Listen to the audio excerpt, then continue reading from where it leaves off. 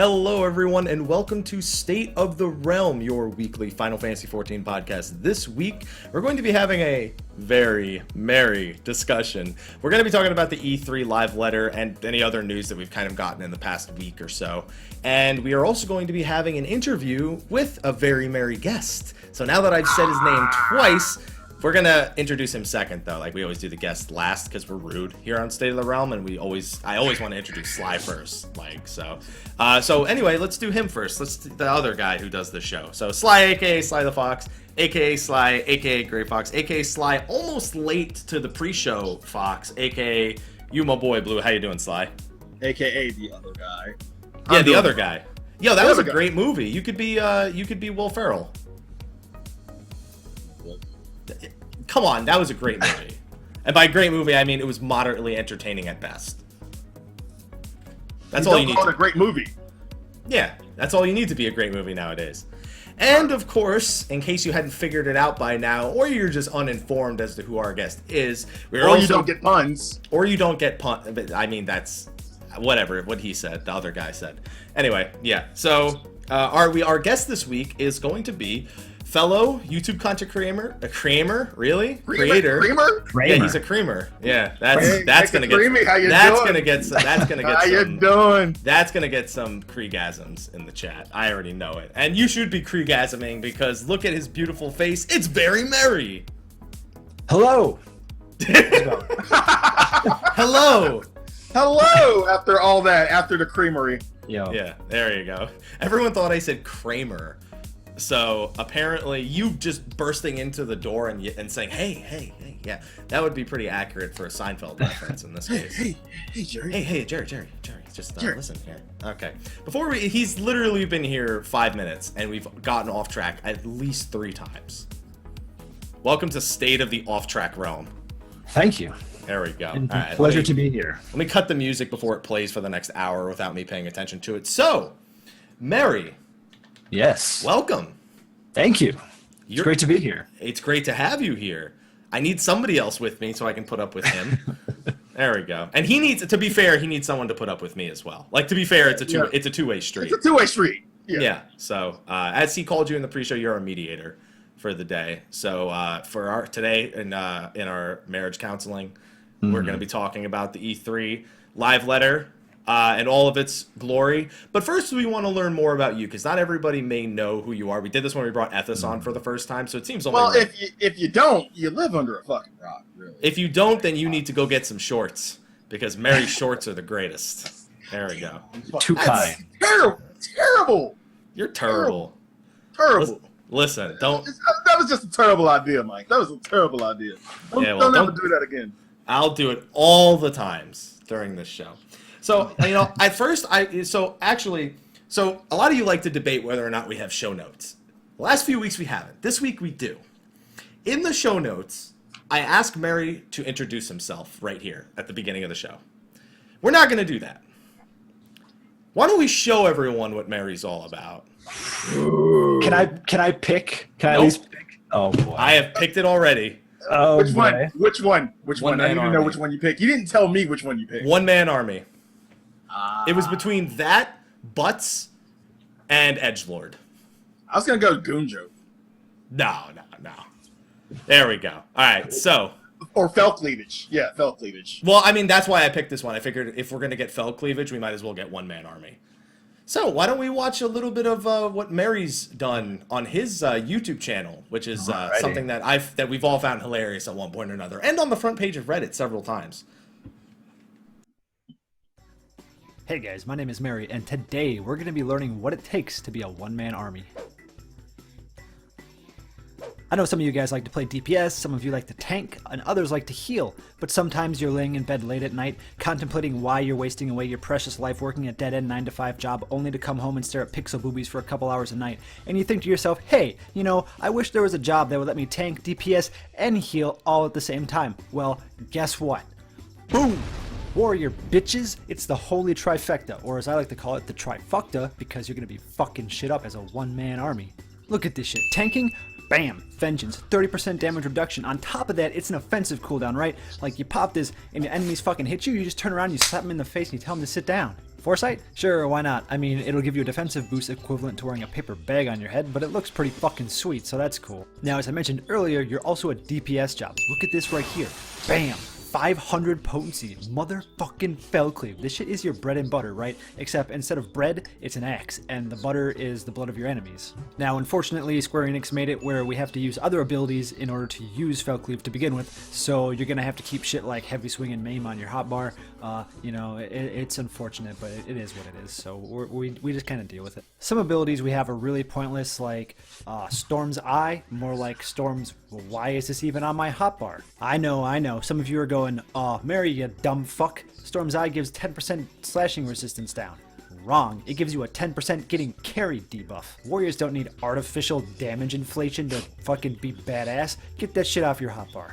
So what you're going to do is you're going to use these abilities that generate these stacks of abandon, right? And when you get to 5, you're going to Hulk out and you're going to be super mad. And when you hit fucking Felcleave, you're just going to rip your enemies to shreds with like this crazy chainsaw axe attack, right? And you're going to revel in the glory of combat like you're fucking Ravana or something. And it's going to be great. You're going to love it. It's going to be awesome. So, you know, just use your abilities, get your abandon, use Felcleave, GG, no rematch.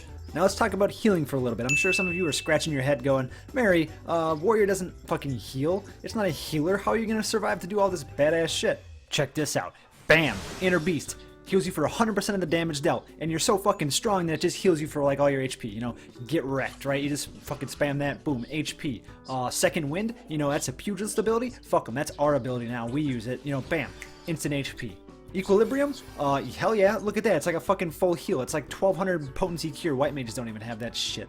Last up, we got Bloodbath. Now, I want you to take a second and think about the context of that name and what exactly it means. This is an ability that when you attack people, it heals you. So basically, you're just bathing in the blood of your slaughtered enemies, and it's healing you and making you stronger. That's pretty fucking metal, right? Like, it doesn't get much more brutal than bathing in the life essence of your fallen enemies. Now, before we wrap things up, let's talk a little bit about parties, because as a warrior, you don't need parties. You're a one-man army, right? You can tank, you can DPS, and you can heal. So you just go into your dungeons and you do them by yourself and you just fucking destroy them. It's awesome. A little known fact is that the Alexander Savage Turn 4 World First actually went to a single warrior, but he didn't say anything about it because he didn't want to rain on the parades of the progression guilds by gloating about how fucking badass he was. So yeah, if you want to tank, DPS, heal, and make all of your friends cry salty, salty tears of jealousy, just swap over to warrior and, you know, do it up. Just fucking wreck. Head down to the nearest market boards, grab yourself an axe, and become a one-man army today. I hope you enjoyed the video, and if you stay tuned to this series, I'll teach you how to fix a TV and get top DPS in your raid at the same time with my how-to machinist guide. I hope you have a fantastic day, and I will catch you next time. Hey!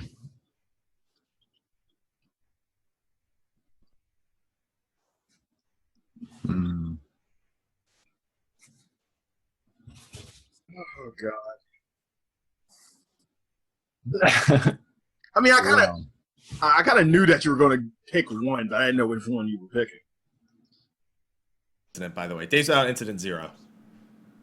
You're muted. They can't hear you. I know, that's why I said days out, incident 0. There you go. Muted. All right, so anyway, moving on. So now that we've established what you do, that's not all of what you do, but we'll talk about that. So obviously, Merri, you're known for making incredibly serious content on your channel. Oh, absolutely. Such as those how-to guides and Merri shorts, like very serious content. The most. For everyone to enjoy. So, I mean, I want to know what gives you ideas like that. So, the how-to guide specifically, there's another YouTuber. His name is Asmongold. He does World of Warcraft videos, and he has sort of had like a similar style where he just kind of like rant and just kind of poke fun at stereotypes in Warcraft, and it kind of like inspired me to try and pull that formula over to 14 and give it my own spin and kind of include some of my machinima work into it, and so that's where those how-to guides came from. I find them very entertaining. Maybe I think we'll probably link the Edgelord one before the day is over. I think that one's probably my best. So, I mean, it's just and my first suit black dye is the best. Somebody was telling me the other day to get suit black dye, and I was like, I'm not playing my Dark Knight right now. Or like, you should. I mean, you don't only have comedic videos, though. I mean, Yep. very serious videos. Get it? Very serious. Very. That's another. Yeah, that's another one. Yeah. Sly, do you want me to stop talking and you want to take the ropes at this point, or do you want more puns? Wait, I have to have a choice in that. Can you just not derail with puns? That's a choice. I mean, that's gonna be a very hard thing not to do. I mean, literally, the word "very" is so integrated into my vocabulary. You don't understand how hard that's gonna be for me this show. Everything. It's very hard. God damn it. Okay, go. Go? Are you sure? Yeah, just go ahead. Positive. Positive. I don't have to read, just go ahead. So one of the things we're kind of going to talk about a little bit today is being a content creator, because obviously I'm on the show every week, whatever, no one cares, right? So like they've heard anything I've had to say a million times, and whenever we have content creators on, we like to kind of talk about frequency of putting out videos, as well as you know where the next question is going, pretty much. Especially once you start broadcasting, because that's always a big thing, going back and forth, like time management. So I noticed that there hasn't been a lot of Merri videos in the last month. Mine is videos letting people know you're live, which, by the way, good idea. Why have we not seen the latest how-to guides or any more butts? So recently I went full time with like this whole thing. So my rent is covered and I got food on my table, and I was like, all right, I'm just going to dive into this whole world of streaming and all that stuff. So I've been streaming 7 days a week. Some days I miss, but at least 5 hours a day on, a few hours off working on other stuff. But because of that, it's been really hard to try and like strike a balance between when I'm going to work on videos, when I'm going to live stream, when I'm going to work on stream stuff. And when it comes to my, my shorts and my how-to guides, like the amount of time and scheduling that has to go into making those is so just absurd that it's a little difficult, I guess, to work on the Machinima and stuff like that while I'm doing the full-time streaming. So as a content creator, Mike tells me this all the time, that people kind of underestimate the efforts that goes into making a single video. I don't. I kind of can see in the back of my head what y'all have to do. He's had to host 2 whole State of the Realms. He knows exactly what I'm talking about. I'm not even talking about that front. But you know that you were nervous as hell when you had to do that, because if anything went wrong, it was on you. Yeah, because my shit's potato. So just putting that Your aside. shit's a Lalafell? Yes. I'm a Lalafell, so I can say that. Yeah, I'm running Lalafell 3.3. Like, so what kind of process are we looking at when you're doing something like Merri Shorts and your how-to videos? What goes into it? I feel like the shorts would probably make a more interesting topic, so we'll talk about those. Okay.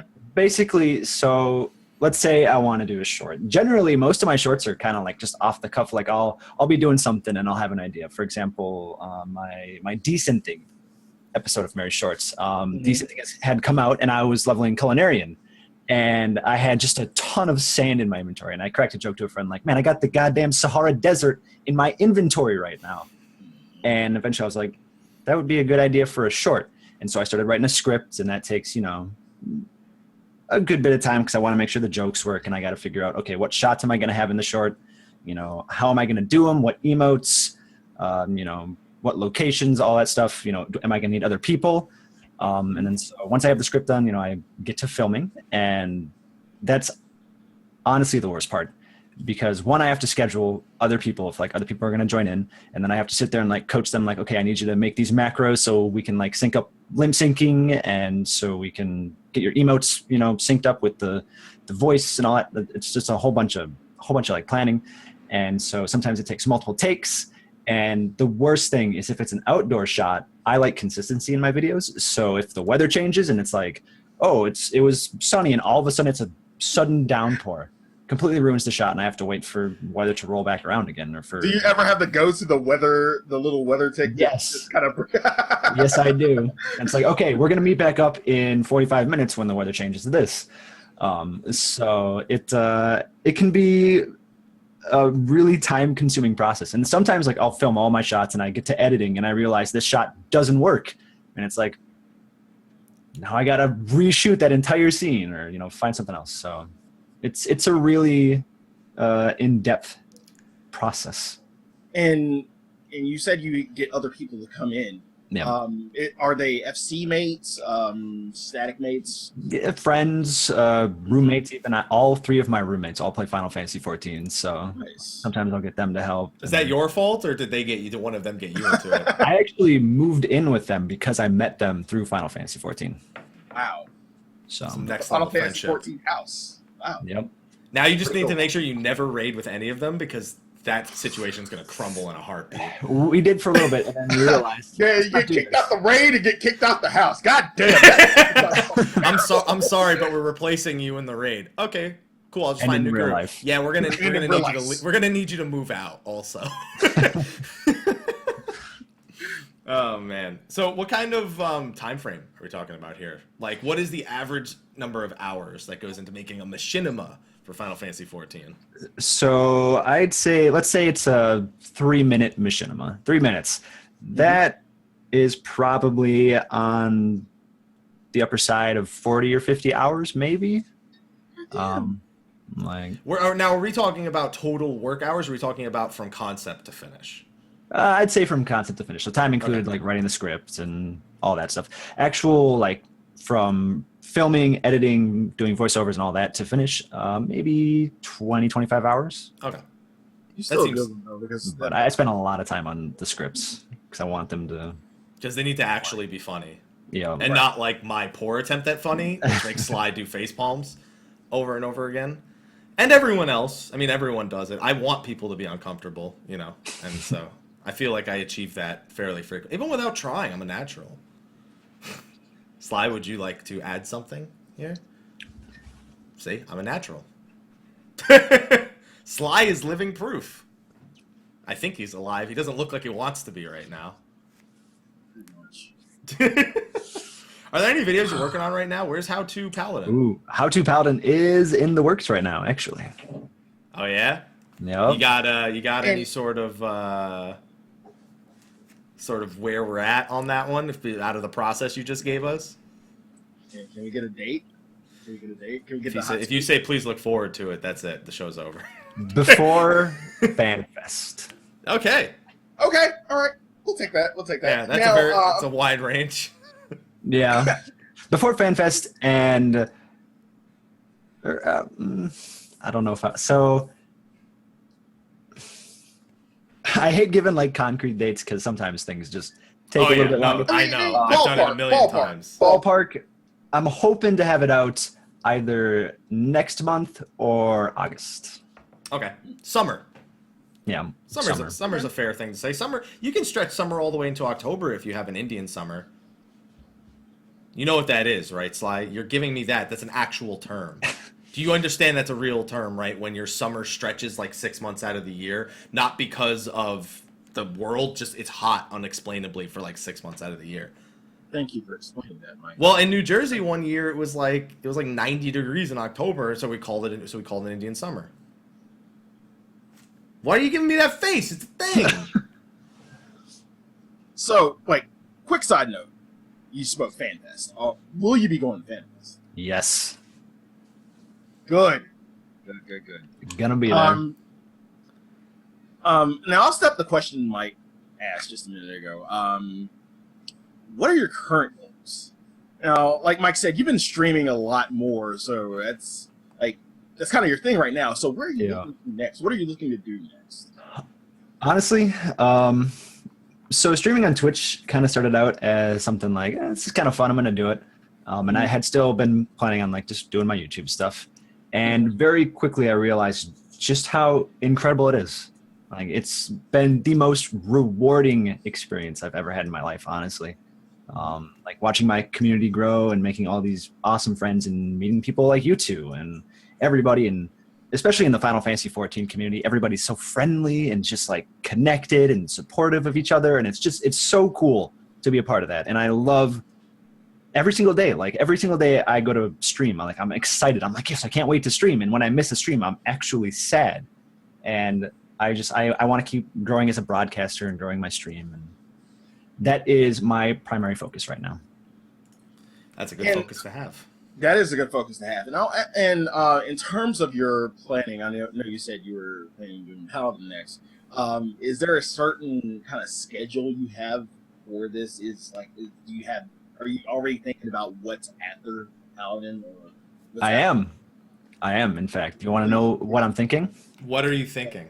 I'm thinking something that might involve a guy named Mr. Happy, you might know him, and a guy named Slyh. An asshole. Why would you work with him? A guy named Slyh as well. That guy's also an asshole. Like, there might be something like that on the table. Okay, all right. Sounds good. Well, if you want a How to Dragoon and for it to be completely factually correct, absolutely get Slyh.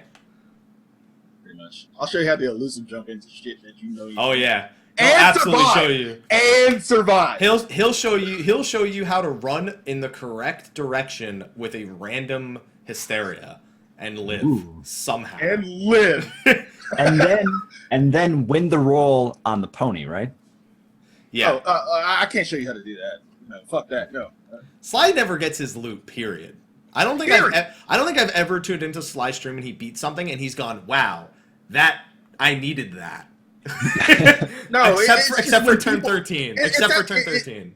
Yeah, it's at the point where it's just like people don't need this shit no more, and even sometimes I won't even win it then. Like, why the fuck do you need it? Like, bruh, you probably have this shit. Why are you? No. But yeah, my rolls are shit. His rolls are shit. His luck on the actual drop is shit. Just Sly's not a lucky guy.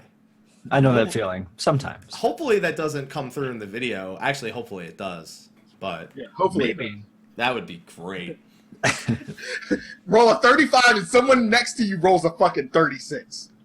Or they roll a 34 and win it, or like a 33 and still win it. I won something really, really big with a 36. I think it was one of the primal mounts back in the Realm Reborn one. No, it wasn't a nightmare mount. I can't remember which one it was. I won something pretty big with a 36. I don't remember what it was though. All right, so I've had to do this transition, and I know you're brand new to it. So he talked to you about a sort of a schedule where you're going with that. I'm more curious about going from, because this was what I did. I went from doing YouTube videos to then streaming on Twitch. Mm-hmm. And there still is, even now I'd say there's still somewhat of a transition there, where you go from creating these videos to then going live and interacting with people, and it's a different experience entirely. Yeah. True. How would you compare the developing of the YouTube videos to that of live streaming every day? That's a good question. I feel like I don't know. They're so different. It's hard to really compare them. Because, you'll work on a YouTube video, you're just kind of sitting there, eyes glazed over, mouth hanging open, like staring at your screen while you're editing. Of course, at least me. And it's, it's not really personal. I'm not really thinking about so much how it's going to be received or how the community is going to see it, and more like what I'm doing right now. Like, is this joke working? Is this going to pan out all right? And so it's just kind of a significantly different process for me. And going from doing something like that to being live in front of now 100 plus people most nights is pretty crazy, especially because like growing up and until I recently started doing this, I've been pretty introverted. Like, I'm not really an extroverted person. And so to suddenly have this major shift in my personality and the way I carry myself and the way I present myself is really crazy. But it's exciting. It's really exciting because it's, I'm growing as a person and as a broadcaster and like all these things. And I don't know. I feel like streaming is infinitely more rewarding to me as a person than my YouTube ever has been. Twitch is going to literally take that as a quote and just like plop it on the front page. Now, that actually brings up an interesting question, because you had a YouTube channel before you streamed on Twitch for like a fairly decent amount of time. You could have chose to broadcast on YouTube, but you chose to broadcast on Twitch. What's the reason? A very simple reason. Okay, I got to hear this. This is where the community is for 14. Like, there's a few 14 streamers who are on YouTube, but I had been nosing around the stream like communities a little bit before I actually started streaming, and it's like this is where it felt like the 14 home was. You know, it didn't really seem present on YouTube. All right. Fair enough. I want to be here. Ask. He wants to be here on State of the Realm. Yeah, I do. It's super exciting.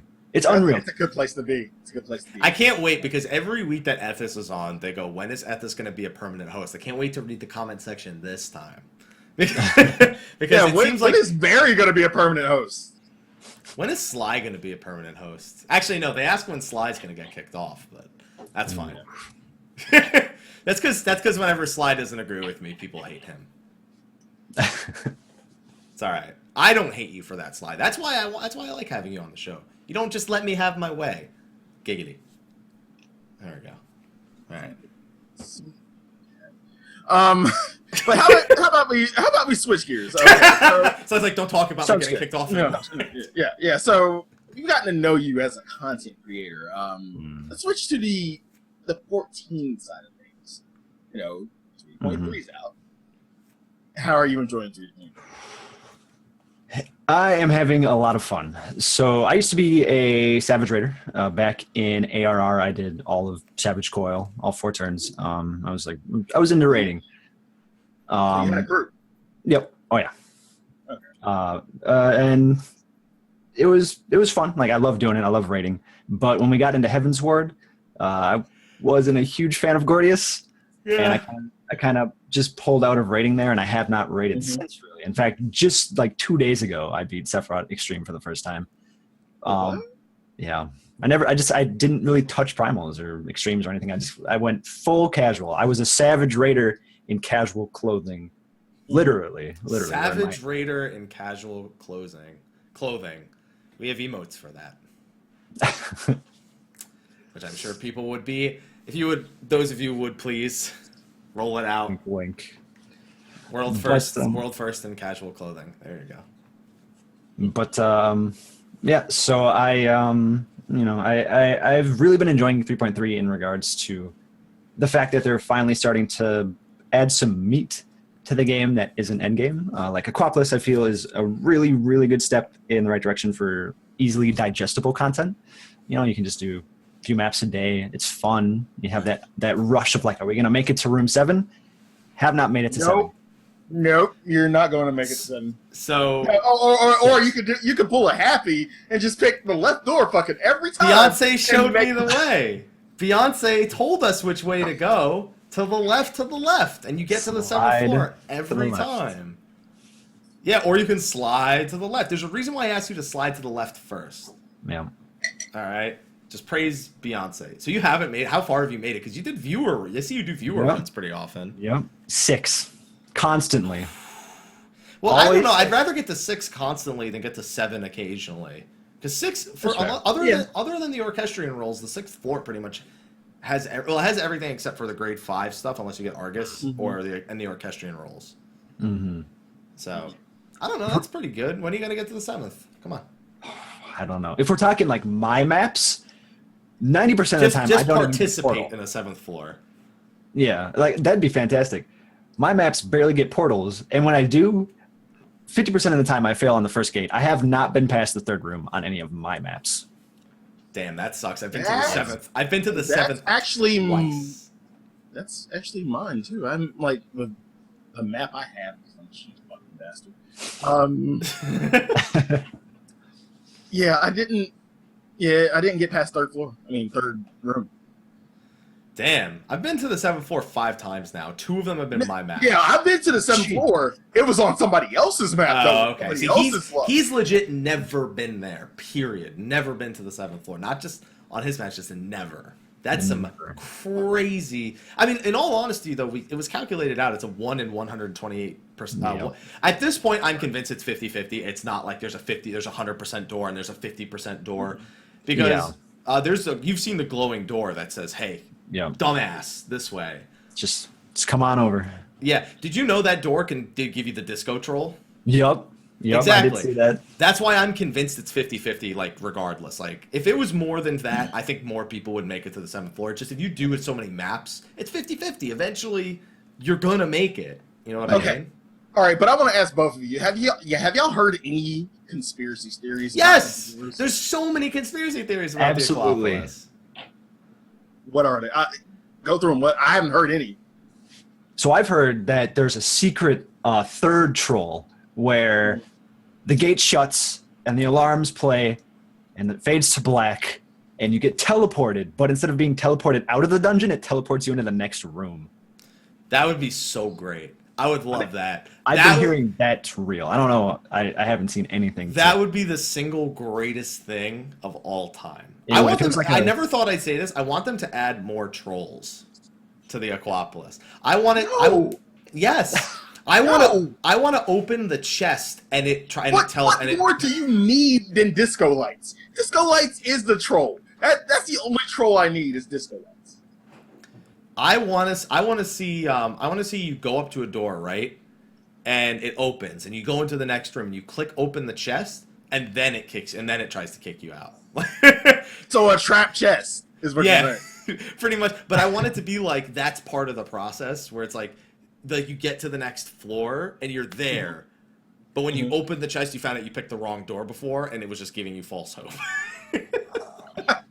That would be a bad ending. Just kidding. kind of amazing. Yeah. Just kidding. That would be so great. Or disco lights with Moogles. There you go. That would be great. Mm-hmm. Aquapolis is been good. I wish there was more than one boss. Yeah. Who's clearly between second and final coil difficulty, which is why he has the music. Clearly, he's a coil difficulty boss. Absolutely. Mm-hmm. Yeah. So hard. Yeah, good old Argus. You might want to wait 9 minutes so he can enrage before you pull him. Yeah, that way Just heal through it. Ignore Yes. the mechanics. you'll be fine. Yeah. Okay, well, since you like the Aquapolis so much, are you looking forward to Deep Dungeon? Yes. Absolutely. And we'll be talking about that in a little while. Good. In terms of the live letter.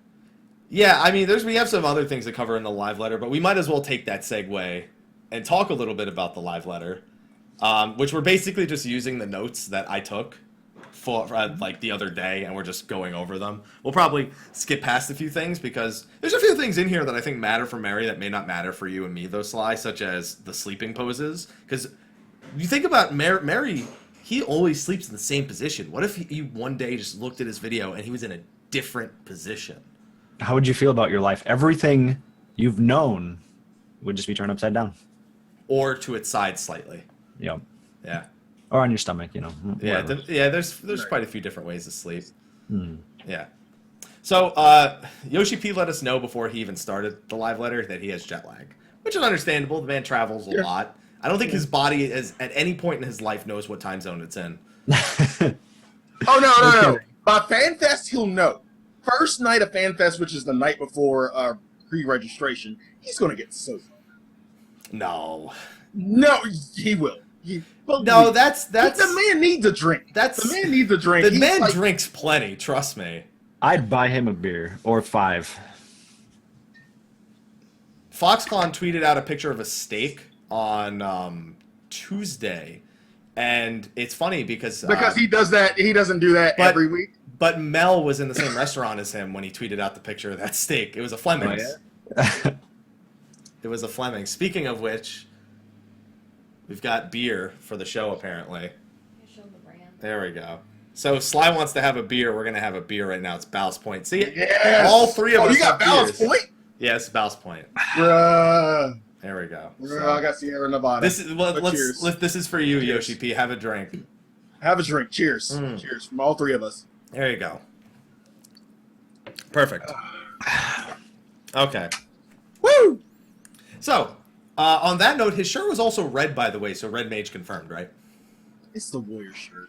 No, it actually wasn't. want the It was a no pets allowed shirt, and it was a minion or a bear or something from the game on it. It says no pets allowed. But after that, they actually immediately went into probably one of the most useful Q&As I've heard. Agreed. Like there have, every time we get to a questions portion in a live letter, I kind of cringe because some of the questions are kind of useless. And actually after that, I remember the fucking question I wanted to ask, so I'm going to save that for the next live letter. So y'all have to remind me to ask this fucking question next live letter. Sly, I'm not your patsy. What's the question? What is the question? Use your words. Speak up. It's a fishing question. It's just basically getting rid of and it's a technical question. No, not the tackle box. Oh. No. It's the collectible fish. Because when you don't get the collectability you want, you say no, but you still keep that damn fish. I don't want the fucking fish. Like, release it. Like, it should be an automatic release if you say no. No means no, fish. No. Like, do you want this collectability? No. Okay. Fish. Sly hates fish. Confirmed, guys. I don't hate fish. I don't hate fish I don't eat. It just wants to be your friend. Way to use the fish just for your gain. Why don't you think about the fish for once? I'm still doing Feast of Famine. And I haven't even touched Feast of Famine in a while because of content. But yeah, I'm still doing that. Because of content. There we go. Yeah. All right, so let's go into what the Q&A talked about. The first thing was housing plots. I think this is maybe the first time they've ever officially spoken about the rules on reselling plots. Slumlords get wrecked. Pretty much, but I wasn't fully content with this answer. So they only answered half the question. Not really. I think they legitimately answered the question. No, because here's the thing: they answered, "Is it allowed?" But the other question was, "Is there any plan to fix it?" And they didn't answer that. Nope. They pretty much just explained this is why it is the way it is, and this is not allowed. Because I think they feel like they have the solution, aka just report it and then. But that's a Band-Aid. That's like, oh, it's wrong. You just did wrong, so bad you. Shame on you. Here's your punishment. That doesn't fix anything. That's after the fact that it's already broken. I don't think they can. I think it's too late where there's so many people with accounts that have multiple houses that they probably don't know how to implement a fix without it just being really awkward. Because how does it determine which is it gonna look at every account, look at every character, which they probably could, but they are not willing to do it when they can just say, yeah, just report the person. Mm-hmm. So if you're somebody, and then they were like, in case you're worried about housing, the apartments are coming in Ishgard. Which, I don't know, but the thing is, people don't necessarily want apartments. People want houses. Yeah, with an actual yard, and it's in a physical area, and you have neighbors, and... Unless these are crazy good apartments. Like New York City, 30th floor, with your own balcony. And that's what I'm thinking. That's what I'm thinking. And I think this is more along the lines for people who are kind of new and they kind of level up quick and get to the point where, they're 60. They've been in for a few weeks and everything. They're 60. Might not have the guild, might not have first or second world guild, but they still want a place to call their own. I think this would be more. I don't know. I guess I want to see if they have if these apartments are quality, because this is a very Japanese thing. Because we're calling them apartments, and the reason why we're calling them that is in Japan it's actually they're called mansion. A mansion in Japan is literally like a complex that has a ton of rooms for people to live in. Mm-hmm. And that's what this resembles. I mean, my also question is, can I go floor to floor? Can I walk out of my door and go to my neighbor's door 2 down? Or is it completely instant? Just there's one gate that I enter and it just takes me directly to my house. Seeing the way they treated the free company housing in general, I'd imagine that it's an actual floor that you can, it's gonna be like your friends in the hallway when they have the apartments across from each other. I have a feeling that's how it's gonna be. I just don't know how good these apartments are gonna be. Yeah, whether it'll be one room or maybe 2 rooms over. Is it going to be a new style of layout, or is it going to be just a carbon copy? Exactly. Of the inn, small or the in room or the personal room, kind of is what I was thinking. Pretty much. And then they said they're not going to tell us anything else. After 3.4, they have a whole schedule of housing things they want to do, but they're not going to tell us what they are yet. They want to get the apartments in. So cool. I think that people were most excited about the next question though, about the item count. I know. The hell was that? I know. So the question was actually, are they going to increase the amount of furnishings that are allowed? The question they answered was not that. They pretty much just said they're working on it. Like, they do want to increase it. But they said they want to, whereas they confirmed that when the expansion comes, there will be a large increase in personal inventory space. And they will be enhancing the armory chest to be more functional, whatever the hell that means. So, I gotta ask one very important question to you two. What took so long? It's a good question. I think they kind of answered that. They answer it every fucking live letter, but they kind of answer it a later question in that there's a lot of other stuff they're working on that they prioritize over this. That's not how they answer the item questions, though. The item question is, our game saves so frequently. It's every 15 seconds. We have guys manually trading out RAM cards in order, because they burn through like one a day. Like, there's some crazy level of server management that's needed. And on top of that, we obviously know the armory chest needs to be increased because there's only 25 slots. We're going to have new jobs. Like, that's an obvious one. Mm-hmm. But they also just flat out said inventory and quite large. So I don't know what that means. I'm curious how many spaces that means, because the problem with Final Fantasy XIV is for every bit of inventory you get, it's one more piece of junk you're going to hold on to because we're animals. I just want something kind of like a not really a armoire for you know past weapons that you kind of have an attachment to, but something to stick a spear or whatever weapon that you spent hours and hours upon grinding, and you got it, and it's like it's useless now because it's old content. But you still want to kind of hang on to it so you can stick it somewhere on the wall. Yeah, I've always wanted a mannequin to put like old armor on to show off in your house. Exactly. And then that acts as storage. That acts as storage also. Mm-hmm. The question is, do they make, if a mannequin has 5 pieces of armor on it, the question is, does it become 5 furnishings? Does it count as 5 furnishings? Because that seems like something they would do. Yeah. You know what I mean? And that's probably why they haven't done it. I'm looking at chat and I can't help but laugh and ask you guys this. So do you think that they're increasing inventory because they are removing PlayStation 3 limitation, PlayStation 3 support? Well, after E3, that kind of confirms it a little. I mean, no, it doesn't confirm anything. A little bit. No. Really? What part of this confirmed it for you? Where was any PS3 support in fucking? They're not gonna talk about PS3 at like the fucking Sony conference. Yeah, by the way, PS3, that thing, it's like 10 years old now. No one gives a shit. Exactly, that's what I'm saying. Like, just they're moving on. They didn't talk about the Vita. Oh, sorry. God damn it! I'm sorry. It's not called the Vita. Sore spot to me. It's not called the Vita. It's called the Persona emulation device, aka a paperweight. There you go. So I was gonna say that where was the Vita? Oh. Oh man, sorry Vita. One day you'll have your day, and it'll be the day no one mentions you ever again. The next question was kind of one of those like "fuck you, be a better person" questions. I thought this was hilarious. So people were asking about the mentor roulette and why it takes 2,000 roulettes to get the one mount, the 2-seater. And they said they have no intention of decreasing it.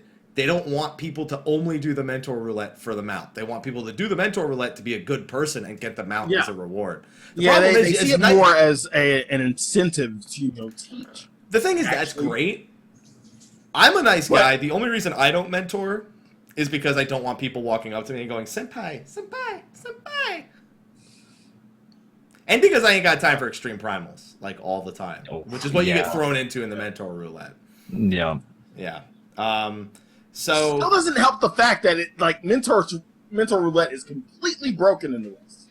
Completely broken, in my opinion. Don't you love getting Nidhogg Extreme in the Mentor Roulette? Don't you love getting Garuda Extreme and Titan Extreme in the Mentor Roulette? You can't get Nidhogg? No, you can't get Nidhogg yet. Okay. You can get. I think you can get Thornton. I think because you can get Extreme Primals. It's supposed to be any instance that has people who are new to the instance or new players in general have lower total play times. You could absolutely get like Titan Extreme and things like that. Mm-hmm. Or you're doing mentor roulette, have an Odin. You know, but the thing is, they literally just said, be a better mentor if you want this thing. But even. And I like that response, in my opinion. The thing is, didn't somebody say if you do... It didn't say it takes like 5 years to get it? Yep, if you do one a day. If you do one a day, it takes like close... With the amount of time it's been available at this point. Let's see, we have to include it since Mentor System's been released, including those days. If you've done one a day and do one a day, you'll get it in 5 years. So in a way, they're seeing mentoring as... A long-term thing. Not a long-term thing, but if you're going to look at it like that, and it's going to take 5 years to get them out and everything, they see it as a job. If you're going to get it like quicker than that, you have to treat mentoring as a But think of it, now if you do it 2 times a day, it's only 2.5 years. Yep. If you do it 5 times a day, it's only 1 year. But that's a lot of time. That is a lot of time. Especially if you get some bad primal runs. What do you get as a reward for Mentor Roulette anyway? Like, what is I don't know what the actual reward is. I think it's just the first time you do it for the roulette, you get like a bonus lore and esoteric, but... Not bad. Not bad, yeah. Helps with I need SOs. Maybe I should unlock it. Yeah. I need SOs bad. I mean, now the next thing... Oh, God, I was surprised this was a question. Oh, my God. Can we get... Weeping City Savage? Savage! Like, I love his response. I love Yoshi's B's responses for everything. Can we get Weeping City Savage? Savage? And it was really weird. With every question they asked, he would answer something we didn't ask. And then answer the thing we asked. Yeah. So, I actually, by the way, Matt Hilton, you're my hero. For the way you replied, for being... well, actually, so are the people who provided feedback for it. But it starts with the OGP asking Matt, what has the North American feedback been? Matt replies, majority of players love the difficulty and are asking to please not nerf it. Exactly. And people, even outside of the live letter, they were like, Matt looked at him and he's like, everybody's giving the thumbs up. Like don't do anything. Don't. Yeah. It's great. It's good as is. Don't nerf it. Don't fucking touch it. Really. It's the mid-core we've wanted for so long. Mm-hmm. We've wanted it since Heaven's Word came out. We haven't had mid-core, and it's finally sort of there. Sort of. And it's close. And when Yoshi P responded to that, he said that they wanted a difficulty similar to Crystal's Haven. Void Ark was too easy. Weeping City isn't too hard. He literally said Weeping City's not that bad. It's not that bad. It's the dev's fault for making Void Ark too easy. Yeah. So Weeping City, okay, aka good. I think it could be a little bit harder, just a little bit. One more shape. So one more shape. Rhombus. Yeah, make Ozma turn into a rhombus, please. Quadrilateral. A pentagram. Yeah. That's savage. So, That's savage. What did he say, Sly? What did Yoshi tell people about Weeping City's difficulty? What did he tell them? He said it was okay. No, he said something else. Okay, wait. Oh yeah, he said meteors may have been a little too difficult, but you have 24 people, so use your goddamn words. Use your words. You can talk to people. You have people in there. Hopefully, you have a keyboard to actually type out to people if you're on PS4. Otherwise, if you're on PC, you can. If you're on PC, you have no excuse. You have no fucking excuse. None. Goddamn words. And if you Favorite don't, part. and even if you're on Favorite PS4 and you don't have a answer. keyboard, use the little on-screen one that I don't even think exists in Final Fantasy 14 because it did in 11. Favorite answer from Yoshi P. Use your words. He's like, just Use your goddamn communicate. words. He literally just said, just communicate. You're literally sitting Use your there. words. It reminds me of a screenshot on the subreddit the other day. It was like after a wipe of Ozma. Oh, and the like, back okay, left, back right. Which way are we going? And it's like two people are like, back left, back right. It's like, oh, okay. Yeah, thank you, everyone. Thank you, everyone. No, wait. AKA. Never mind. I'll go back left again. No, I'll get back left. Okay, I'll get back right. Okay, you can get back right. Wait, no. It's like, come on, man. Yeah. Oh, dude. And then it's funny because by the Slythefox. eventually you get like 20 people who understand, and then there's 4 people who don't, and those 4 people are the only people who get marked with meteors. Every time. And they're just like, okay, we'll all stack over here, and you guys will be oh. Oh. And what was more interesting was he said maybe eventually they'll do Savage if there's ever more a development time available. I don't see that ever happening. He just said that. He just said that to make people happy.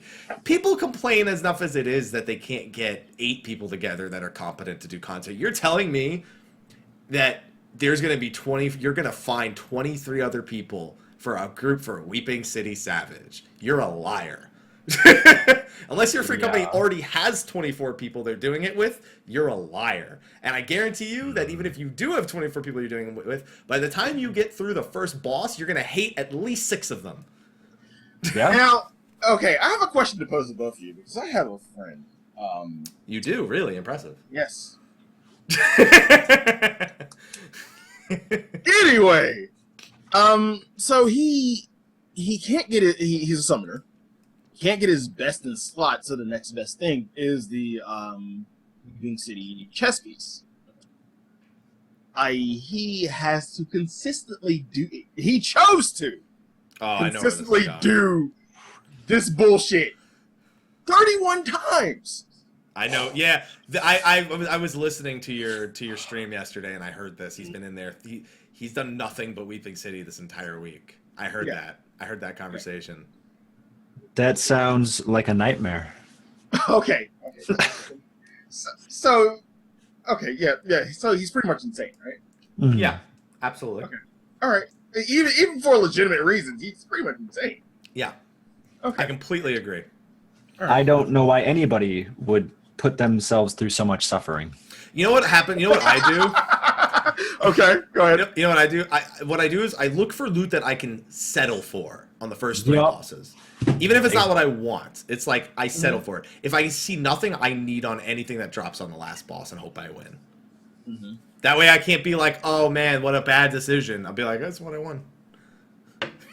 Which I haven't done this week, actually. I didn't win anything, even one. I think the last boss dropped 2 caster pieces this week, and I don't even have a caster at 60, so I was like, I'll regret this, but I'm just going to leave.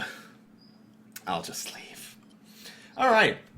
Next up, they talked about the pacing of the story and how that people are glad there's no bullshit quests. I'm looking at you, Patch 2.3. I'm looking at you. There's only so many times I can look for a fake Ida and fake Papalymo before I'm tired of it, Sylphlands. I hate you, Sylphlands, so much. They said they're probably going to continue doing this. The only problem that they see going forward is when they go to do expansions, they usually add in more quests to the main story. So if people don't want to do side quests, because they don't. Because here's the thing: more baskets. We're gonna get more baskets. Yeah, more baskets. Yeah. Okay. Thank you. It's interesting though, because like some people suggest, why don't they just increase the amount of EXP they give so you can do less quests? But it's like they have an idea of how fast they want you to do the levels, and they don't want it to be 3 times as fast so you can do 3 times less quests. Pretty much. That's it. That's apparently. So I hope you like baskets, Mary. Do you do any crafting? A little bit. Yesterday actually I splurged and I bought a HQ 190 blacksmith hammer. Oh yeah? Yeah, I'm starting to gear my blacksmith. My armor is 4-star. Blacksmith is now 3-star. So have you done the mobile working quests? on it. I am. I'm on. I didn't double up the first day, so I'm okay. 5, I think. So. Okay, fair enough. I haven't touched them. Oh. I'm They're 15, fun. I'm 15 I minutes. touch them a little bit. They're really simple. Yeah, I mean, so are the Ixal ones. It's just I don't want to do that. That's fair. That's all it came down to. But from what I'm hearing, they're a real fucking moneymaker right now. Yeah. Well, they will be until everybody's spamming glass fibers, and then they're but glass fiber prices have dropped. They were 800,000 when they first came out, and now they're like 80 to 100. Yeah. 200. Like they dropped to 200,000, but that's not too bad of a drop. They're still 200K, so it's still feasible. Like they're still moneymakers. especially at higher now. ranks. Yeah. Like rank 5, I'm getting 2 Kupo nuts every quest, so I get 6 a day. You know, you get 9 a day when you get to rank 7. Yep. Oh yeah. Which is a subtle nerf to the unidentified 210. items. Yep. Yeah, because you can get 1 every 2 days. Don't get me wrong. If you only did Moogle Quest, that's still 160 days to get all the items. Yeah. So Subtle It's- nerf. subtle nerf. Like I would like that for the unidentified seeds, because for my ninja anima, I need 3 more bones, but I need 12 more seeds, and that's a lot of allied seals. That's 12,000 allied seals. So I gotta figure out if I'm gonna man up or not. They're really cool. Well, the thing is, if I don't man up and do those, I gotta man up and do the other ones at some point. Pretty much like the Sylph or the Vanu or the Vath, which I still don't do. Vath will never be, the lore will never be worth it for me. I will never care about the lore of Vath. They're things. kind of. Is your Sylph at least level? Yeah, all of my Realm Reborn ones, other than the Ixal, are max. And even my Ixal's is rank 5. So Yeah, me too. Still, Yeah. you still haven't done the that. I unlocked them. The lore is There's gonna be worthless. one day that you're gonna like. There's something required from the bath, and you're gonna need it. And, I mean, the armor that I could buy from them is as close as that's ever gonna get. So, and I can, I think don't, they're and I gonna, they're gonna almost never shoehorn it blame her. into an anima step. I think. No, they're not gonna. It's not like the Vath will ever be the only method of the Beast Tribes for a fucking anima step. I mean, I know it won't be the only, but Exactly, so I don't need to do it. Fancy okay. that. That story, I wasn't a huge fan of it, and a big part of me is like the mounts. I don't really care about the Moogle mount either, but I'm doing it because Grade I 5 want- materia, Kupo Grade 5 nuts. materia. I want the Moogle dance. It's very So silly. you mean the Johnny Bravo dance? Yes, Okay. the monkey. Do the monkey with me. Yeah. Okay. That's why I said, even though Johnny Bravo doesn't technically have a pompadour, Johnny Bravo was literally put into this patch. Absolutely. I'm I saw just- someone wearing like the jeans from the FF9 Glamour Yeah. or whatever, and they had the new T-shirt dyed black, and they had the pompadour and sunglasses, and I was Yep. like, perfect. There you go, Johnny Bravo. You have it. And he just needs to have rank 7 or rank 6, I think, for the dance. Rank 6 Moogle is good to go. That's all you need. Next, they talked about Aquapolis Yes, dragon skin maps. and how they are not stackable and how they will probably never be stackable. Never be stackable. because they developed the system in such a way that it's damn near impossible to change that. Yeah. That sounds like another system in the game that's you might be pretty familiar with. It's called the Chocobos. It's developed in such a way that getting them into while queuing into the duty finder Yep. is fucking impossible. Well, I we're don't never know. gonna have chocobos to be able to. Dude, just think of it this way. When they incorporated Chocobo racing, you couldn't even use your own Chocobo for that. Yep. That's how separated that Chocobo is from the content in this game. Very much. You had to give I you still a want to new- get banded in there. I have hope. I have hope for one day that I'll be able to get banded. Do you guys remember when they said we were going to get Magitech armor to fight alongside at some point? Yep. That still hasn't come. That's another one. Yeah. Now you say that, and that's kind of a good segue into the next point, which was enable mount abilities that are present during quests, but aren't ones that you obtain to set down. And they said they're kind of working on it. It's the general Square Enix answer. We're working on it, but we'll see. Yeah, they said little by little. I mean, to me, this isn't. I don't really care. Like, Yeah. I mean, it doesn't do anything. It's just like, oh, I'm going to sneeze on my friends with my Goobu. Like, okay. Yeah. yeah, Yeah. and And like, it doesn't really matter unless you make the actual mounts relevant, aka Magitech being able to do damage. Yeah. It's not relevant. that would be pretty funny if like Twintanya's dive bomb knocked enemies in the world away. I would dive because here's the thing: when I first got Twintanya, what I would do is I would look for people that are just doing fates, and I would just dive in on them, hit the emote, and then dive up, and then just be like. Imagine if you did that and all the enemies got knocked to the side while the person's trying to do the fate, and you're just like, motherfucker. That would be the worst. Twintania strikes again. There we go. Yeah, and then you make a YouTube series called that exactly, Twintanya Strikes Again. All right. So the next one, Raid was that? for 24-mans? Yeah, they seem to mostly be talking about the 24-mans when they mentioned a raid roulette, because they didn't mean fucking Gordius Savage and Midas Savage. So at the very and here's the thing, they probably wouldn't want to do it in such a way where it's they would need to do 2 raid roulettes if they were going to do 8 mana 24. They couldn't combine them into the same queue. So it either has to be strictly about the 24 or strictly about the 8. I don't know. Either way, it would kind of work. Like here's where I'm a little bit peeved about this. Why can't you do this for not only just necessarily raid content like Alexander or whatever tier of Coil / Alexander type-ish raids, but stuff that people are actually working on, like EX. It would work. People are still working. I would never roulette into Nidhogg Extreme. Are you high? Unless they're like, you're gonna get 1,000 esoterics if you clear this. If I don't think. You just said the key word. If. Yeah, the reward has to be worth the risk. That's what I'm saying. If we win that, I want my SOs capped, and then I want 2,000 more SOs in the fucking mailbox. Oh, then people would cheese that shit. Like, tremendous. Hell yeah! I'll fucking tell 7 people to queue in at the same time as me and hope for the best.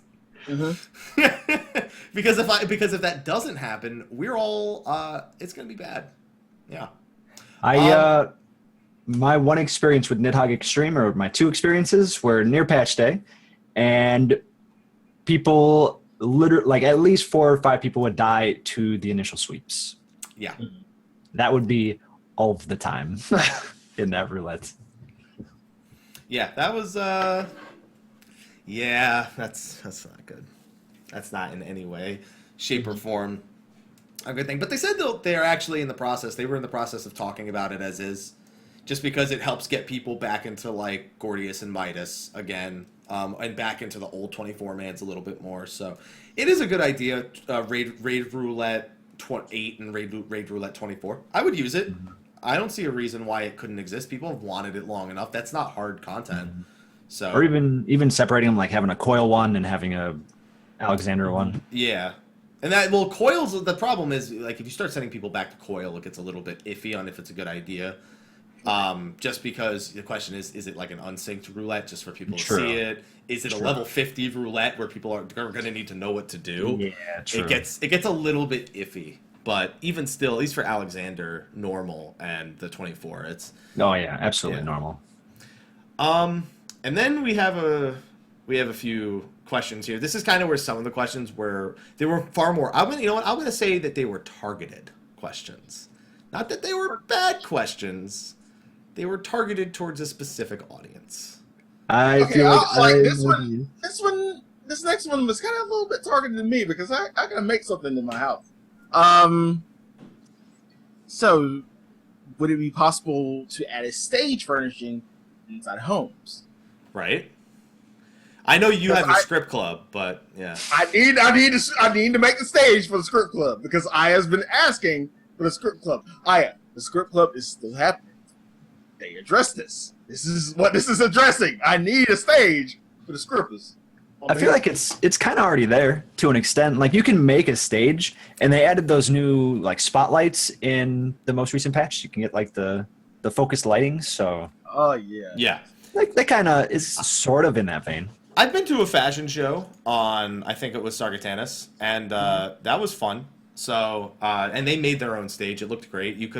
They basically, from what I see, most people for the stages, they take something like the Allegan, like, planning thing, the circle Allegan thing, and then they make that, like, the head of the stage, and then they just line up a bunch of, like, tables or something like that for you to walk over. Now, see, here's the thing. When I think of this, like, I think of the amphitheater in Old Grid.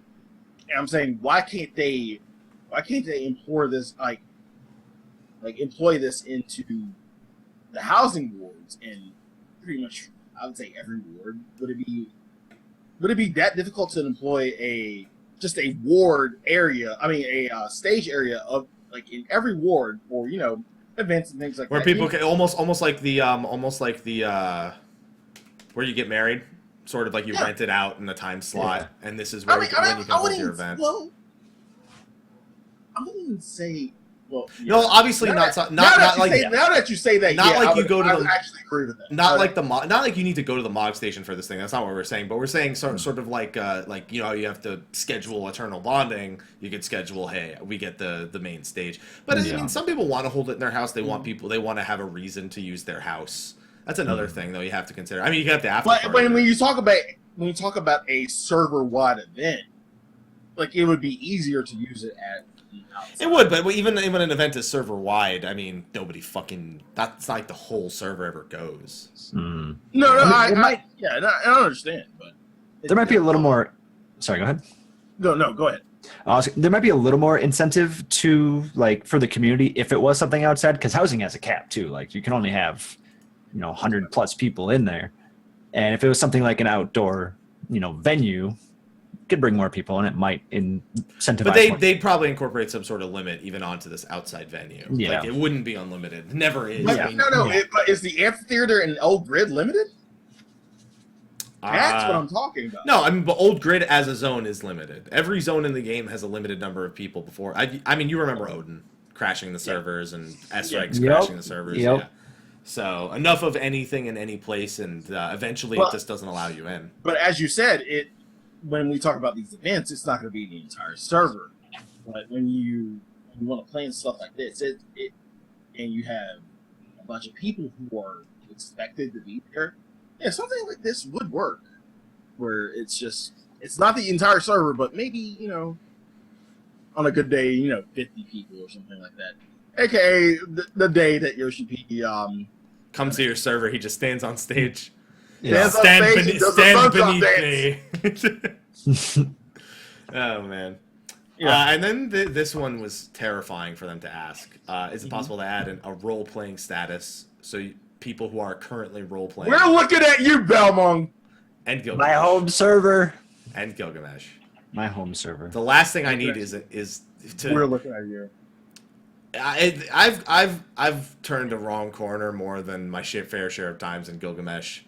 You know what's really funny? So a member of the raid group I was in before 3.2, one day he came home and he logged into the game and he went in his personal house and there were people role playing in his house because they just liked the way his house looked. And since that day, his house has been closed off to anyone who's not a resident. Yeah, So that definitely happens a lot on Balmung. I'll keep my doors locked. I never thought I'd see the day where we'd have an MMO where you need to keep your doors locked. Yeah. Otherwise, you're gonna have people breaking in and using your shit. Yeah, I mean, pretty much. He's just like, what are you guys doing in here? And they're like, oh, we like the way your house looks, so we decided to role play in here. And then he was just like, can you get out? Oh, it's so funny.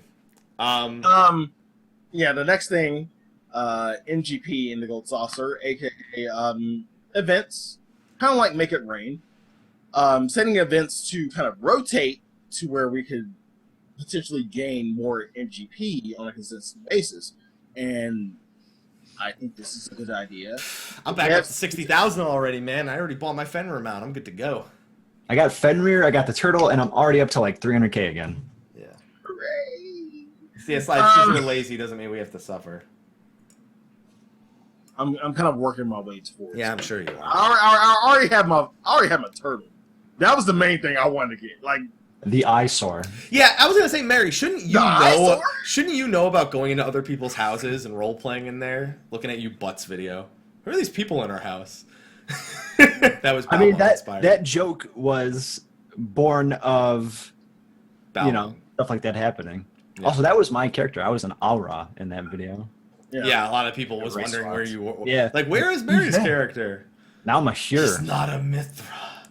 And yes, I say Mithra because I know you played 11, Mary, Yes, I do. so you probably still call them that from time to time. My biggest offender is Galka. Yeah, Even though they don't have tails, so they don't look anything alike, really. But that's fine. They don't need to. Yeah, but in terms of the MGP, the dev said they would like to consider it possibly. And when they say stuff like this, it can be turned on, like on or off the Switch. Like that means you can put it in potentially now. And I think this would be more of a I wouldn't say next patch, but like a A soon patch. Like, not next patch, but maybe the patch after. Okay, I'm gonna ask you a very important question though, Sly. Okay. If they, let's say Chocobo Racing, they flip the switch. Are you gonna go Chocobo Race right now if they flip the switch? Yeah. My ass! No, that's MGP, goddammit. I will go back to Chocobo Racing if there was Tell money me how involved. much Chocobo Racing you did during the Make It Rain event. Just tell me real quick. Damn. Exactly. I got a 9th pedigree. Damn, you're fucking crazy. Wait. Really? Yeah. During Make It Rain? Well, part of it, I started before it, but once it started, I was like, I want Fenrir. And this is good MGP, so let's just do it. Well, the thing is, eventually, once you're a high enough pedigree, you could beat all the challenges for like 400K. Oh, okay, wait. Yeah. How much LOV did you do? 3 matches a week. Yep. Enough for the challenge. Damn it! God damn it! I feel so bad because I didn't want to do it even for the challenge log. You know what the thing is? I actually took that opportunity to finish and get the Twin Tanya minion as well. I figured I might as well. It's so easy to go through all the challenges and beat Twin Tanya at the end. I think only one of them I died on. I think it was Gilgamesh because I didn't know he was going to jump and wreck me with one of his mechanics. So he was the only one I didn't one-shot the whole way through. And I two-shot him. Bunch of Warriors of Light or whatever, the Minions of Light. I went with Fenrir. I went with Fenrir pups because it's basically they're the same as Yugiris, but they're a little faster, so I can move them around. They're actually Yugiris were weaker than Fenrir pups in almost every way. The only difference is they're different types, so they have the different advantages, the different Pokemon starter advantages, as I like to call them. And it's a triangle. That's the Pokemon starter advantage. It's a goddamn triangle. Not wrong. Yeah, and on top of that, the Fenrir pups were stronger, had more health, faster. They just had lower defense. So I went with them pretty much exclusively the entire way up. And then we had the change pose for the sleeping, which which we talked about earlier. Yeah, we talked about that a little bit. Right-clicking to report RMT, which is coming in 3.4. Now, okay. Wait. Time out. I was about to time out, too. I gotta speak on this. I gotta speak on this, too. Don't worry. The producer of the game comes on your fucking server. What kind of fucking stupid are you to send him an RMT tell? Like, I'm sorry, it still boils me up a little bit inside. But what kind of fucking stupid are you? It's a bot. I understand that. And of course he's going to report it. And he even said it. Like, I reported it. Like, you know there's going to be some kind of hammer dragged down on you. Period. Hey, listen, Twitch is finally hitting view-botting websites. Yeah. They're suing them, so maybe Square Enix starts suing RMT websites. Oh, man. But what kind of stupid? God damn. I mean, but his name wasn't Naoki Yoshida. It was Yoshida.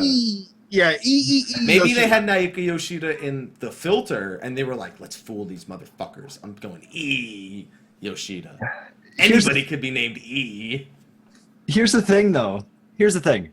I'm sure both of you guys know. I know. Okay. I'm positive you know. Oh, yeah. These are the same people that send messages to people like us saying, hey, you want a sponsorship? We'll give you a Gil if you promote us. You know, I know somebody who didn't do it with Final Fantasy 14, but they sponsored like a WoW Gold like website. They actually like accepted it, and apparently it pays handsomely. You completely destroyed any sort of integrity you have. Absolutely. But 100% it pays sellout. very well, apparently. Now, they said as it. of patch 3.4, they're planning to implement a system to report it and throw the RMTers into GM jail. And I really think that's just a fucking Band-Aid. It's not really a solution in my mind because it possibly encourages it, in my opinion, and they'll just continue.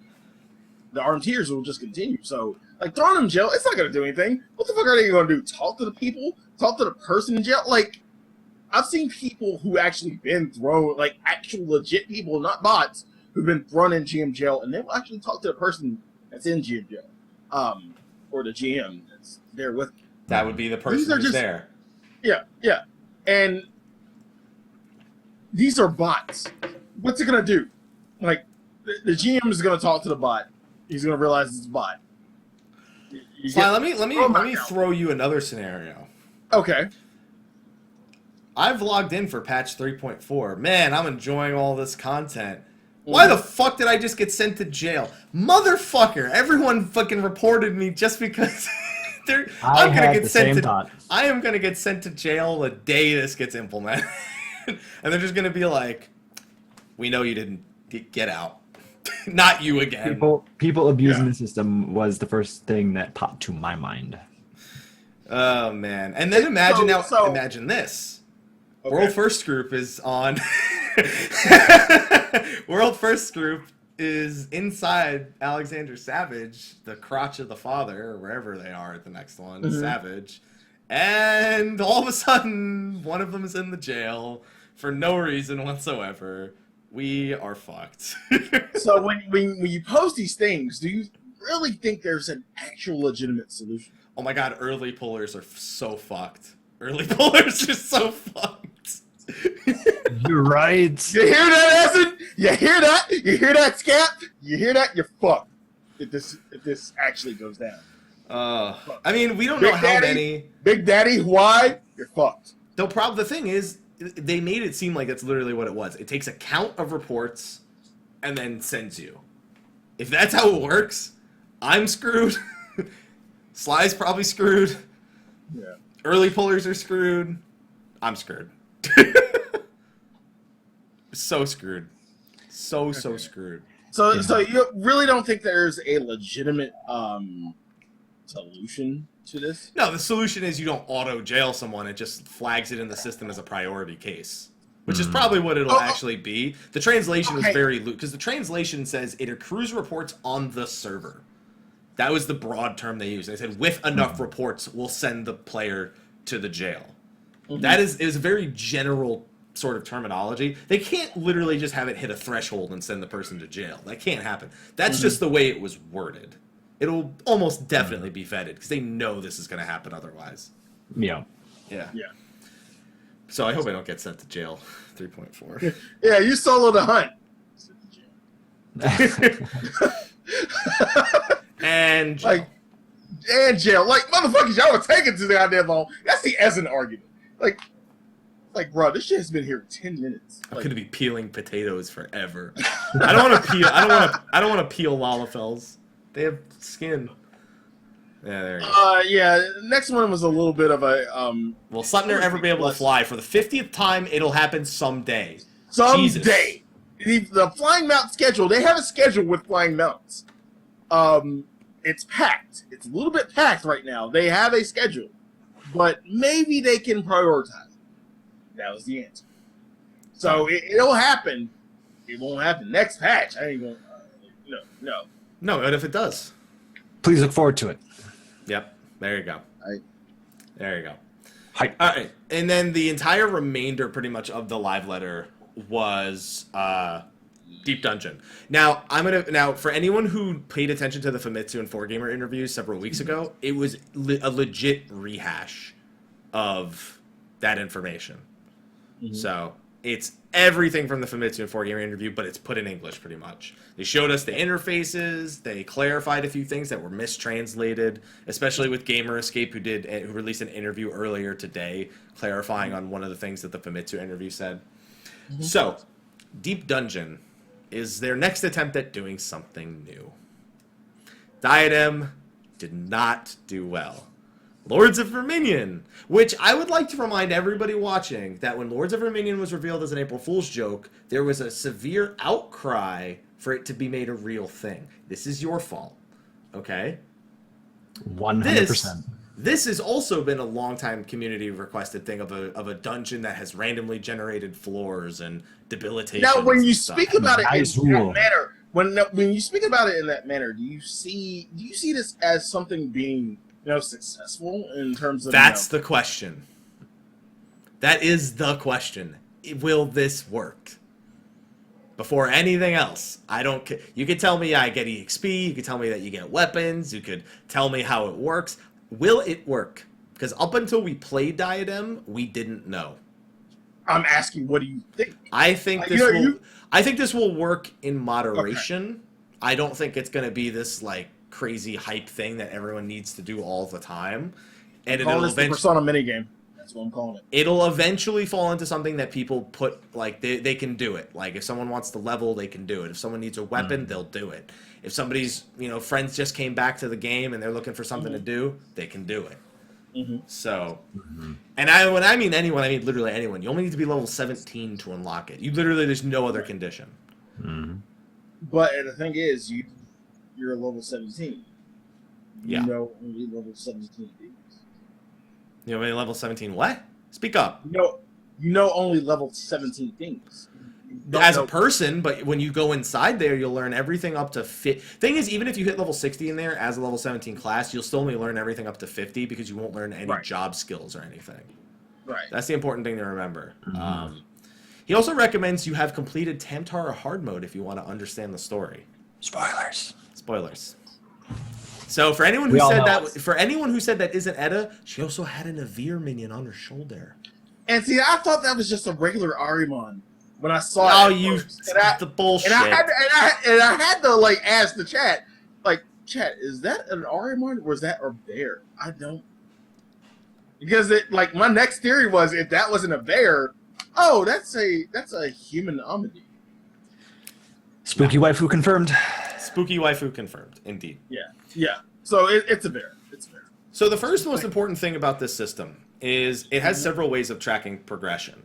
It automatically tracks your personal character progression. Any weapon upgrade or armor upgrade you get inside saves regardless of what save file you're doing. If you go in, you have to create a save file essentially, and the only way to go back into that save file is to go in with the exact same people. And that's what I wanted to ask. What do you think about the save mechanic? I think that they probably would have been I understand they wanted to go super old school. I think it would have just been better if I could do whatever the fuck I wanted. It's not like it's cutting edge content that needs this set of rules and this sort of save feature. Yeah, I kind of felt like they went kind of nostalgic on us, and it has an old FF kind of feel a la SMT. But yeah, with a little bit of Do you know that that's the 1.0 interface? The first time I saw it, I was like, "Oh my god!" That's the 1.0 interface text. I did not know. What a blast to the past! Literally, those are icons. All the icons are everything there is 1.0. Yep. So they took 1.0 resources and used them here. So if people want a 1.0 back in the game, there you go.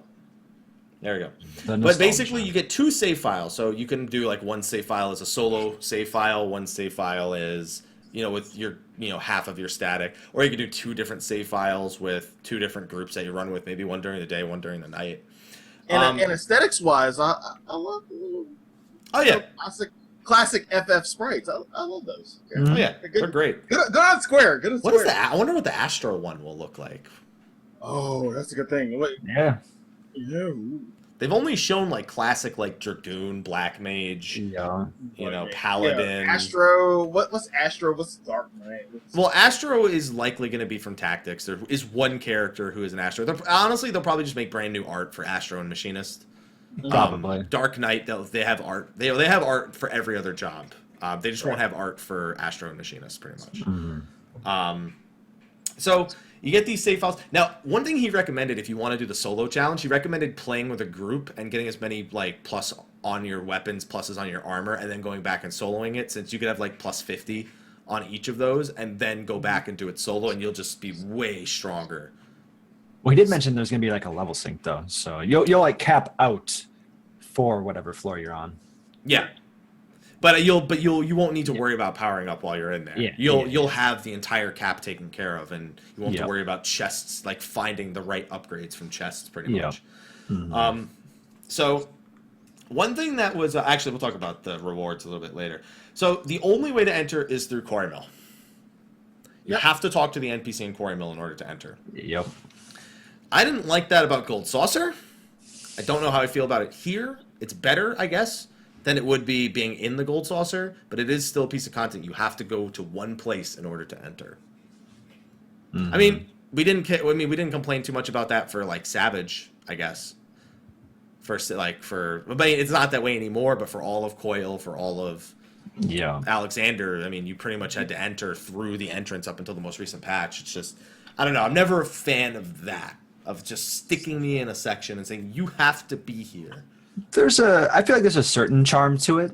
I have, just fond memories of second Coil hanging out in, Fallgord and just kind of waiting with friends, and you'd see the other groups and oh, they're going in for their, that's that static, they're going in. You talk to them a little bit, like, how's your progression going? So there's kind of like this little bit of camaraderie you can get going when you have like this central hub where everybody meets up to do. Yeah, raid night. Yeah, raid night. Black Mage is late. There you go. Again? Yeah, we're thinking about kicking him. Oh shit, he just logged in. Never mind. Okay, there you go. You say that, but it actually happened. Yeah, we're thinking about kicking our black. Oh shit, he just logged in. Oh my god! Right next to the thing. God. Okay. Oh my god, we actually made it a verb. Like one of our raid members' names, like his name is an actual verb.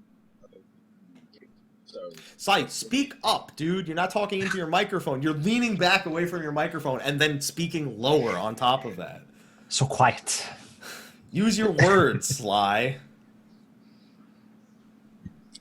Tiger Woods going up to putt.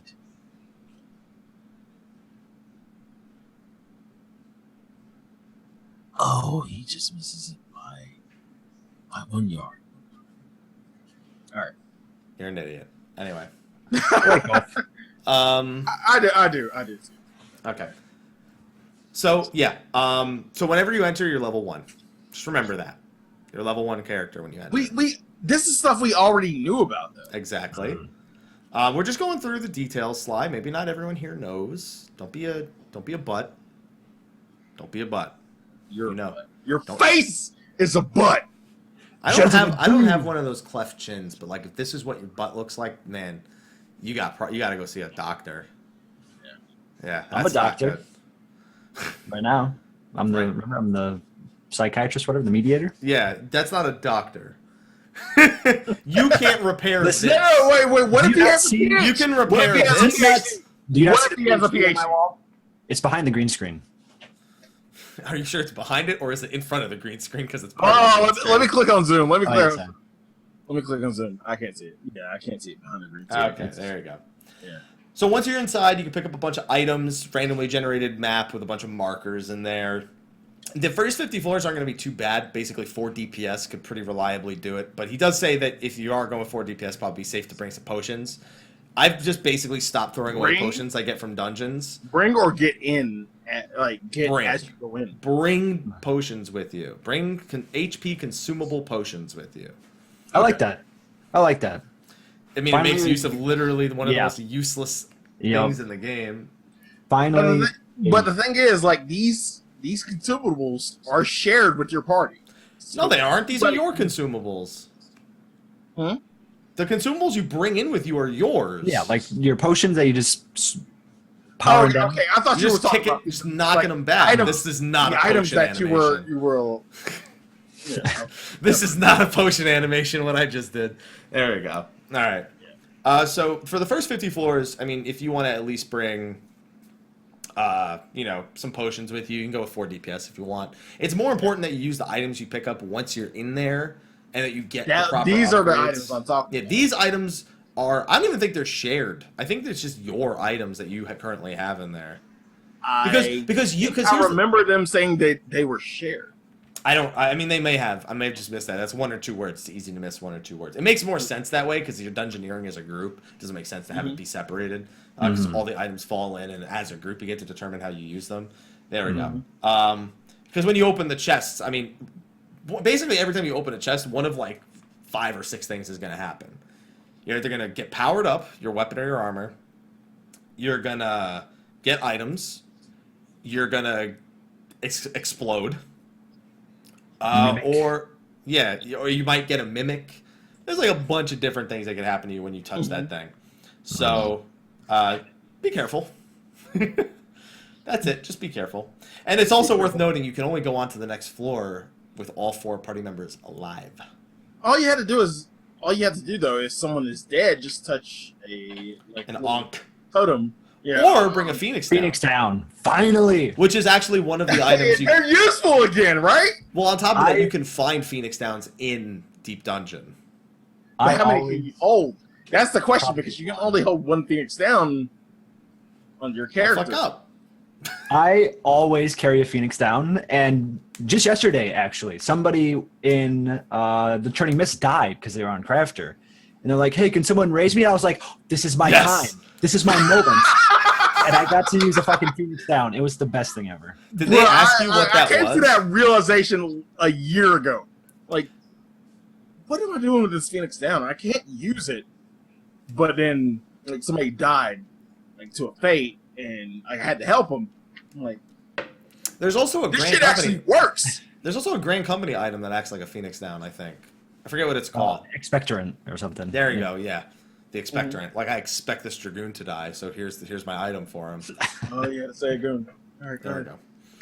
All right, let's see. So even the boss fights, they said, aren't really that difficult, especially if you have the items. Just keep in mind that every 10 floors is a boss. If you want to save, those are the only points you can save. And if you die without saving, you'll return to your last save point. So if you were on floor 50 and you die, and you haven't saved since floor 1... I thought you could only save after the boss. Yeah, you can. You have to beat the boss. That's what I'm saying. Like, okay. So every 10 I mean, floors. 50 was a bad example because you're not going to save on the last floor. You will eventually because you'll continue from 50 to 100, which we'll talk about later. But in this specific, like, let's say you're on the 40th floor and you die and you haven't saved since floor 1. Return. Congratulations. Here's 2 hours of your Do life. all that bullshit again. Yeah. Rip. There you go. So I'm probably going to be saving every 10 floors because you get the choice. You can either exit and save, or that's just how they made it seem, or you can just immediately go to the next floor. I'm going to exit, save, and queue back in. So wait. You're not gonna Merry Man mode it and go all 50 floors in there. I'll do not that save? I'll do that at one point as the solo challenge. I'll just try to go all 50 floors solo without a save. Call that hardcore right there. Call it hardcore Iron deep Man. dungeon. Yeah, call it the Iron Man Deep Dungeon Challenge. There we go. Iron Moogle. No. Just no. That's fine. Just no. Okay. Iron Garden? Iron Bath? Yeah, we'll arrange it at some point. The only thing is we have to arrange it where no one can pick Warrior. Because Warrior's literally gonna have no problem. That's the point of the man mode challenge. No, that's the point of the main. man mode challenge. The point of the Iron Man challenge is to not take the easy way out. Let's be a warrior with everything upgraded will literally roll over the entire. The thing is, they actually don't have crazy healing until later on. But if you bring potions with you, you're not dying as a solo warrior, especially if you pick up the right items and shit. Oh, absolutely. The iron potato. They can solo Titan X without Echo now. Without. I mean, yeah, but I mean that's the gear from the outside. Yeah, factors into that. But yeah. I mean, I can do that with my Astro. No, I can't do it without Echo on my Astro. I need Echo. Even with the 235 weapon. I can solo Chrysalis. That's impressive. You can solo Chrysalis? Yeah, I can solo Chrysalis. I almost did it at 210, but I couldn't kill the tear fast enough. That was with a 210 weapon. Now the 235 weapon, I can kill that tear. And that was without a mind potion also. So I can fuck that shit up now.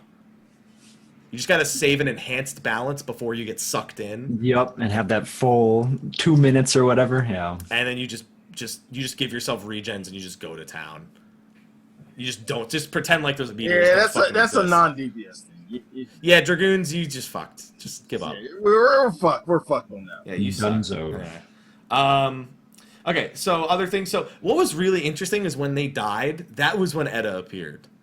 It's like she came to take that's your your soul. game over screen to for Edda to laugh at you. Yeah, it's basically the equivalent of an old PlayStation 1 or like NES game over screen. Like that is exactly what the comparison I was going to draw. Like when you die and then it says game over and you see Cloud Sword in the ground. Yeah, that's basically what the equivalent is. But at least we know where that Avir minion is probably coming from. The mount, even. Oh, yeah, I'm sorry, the mount. She The has a mount, little yeah. minion on her thing, so I got it confused. Yeah. That's going to be really creepy riding around in. No kidding. Really weird. Yeah. Yeah, I'm riding on a beer. Like I would take the Arimon. Because when I first saw it, I thought it's just a regular Arimon, and then somebody had to point me out that that's a Veer. Yeah. It's a dead guy's head. It's a dead guy. Literally, she dug it out of the ground and cut his head off. And it has wings. Lore! There you go. Lore! And she carried it in a bag. She had it with her Yeah. in a bag. That's weird. Yeah. I mean, it's some new digs, too. yeah, it looks like Tataru made her clothes this time. Like, she got some new digs. Yeah. I like it. Very fancy. So, we're going to start with 50 floors when this comes out. By the end of 3.x, which is 3.55 probably at the latest, we will have 200 floors.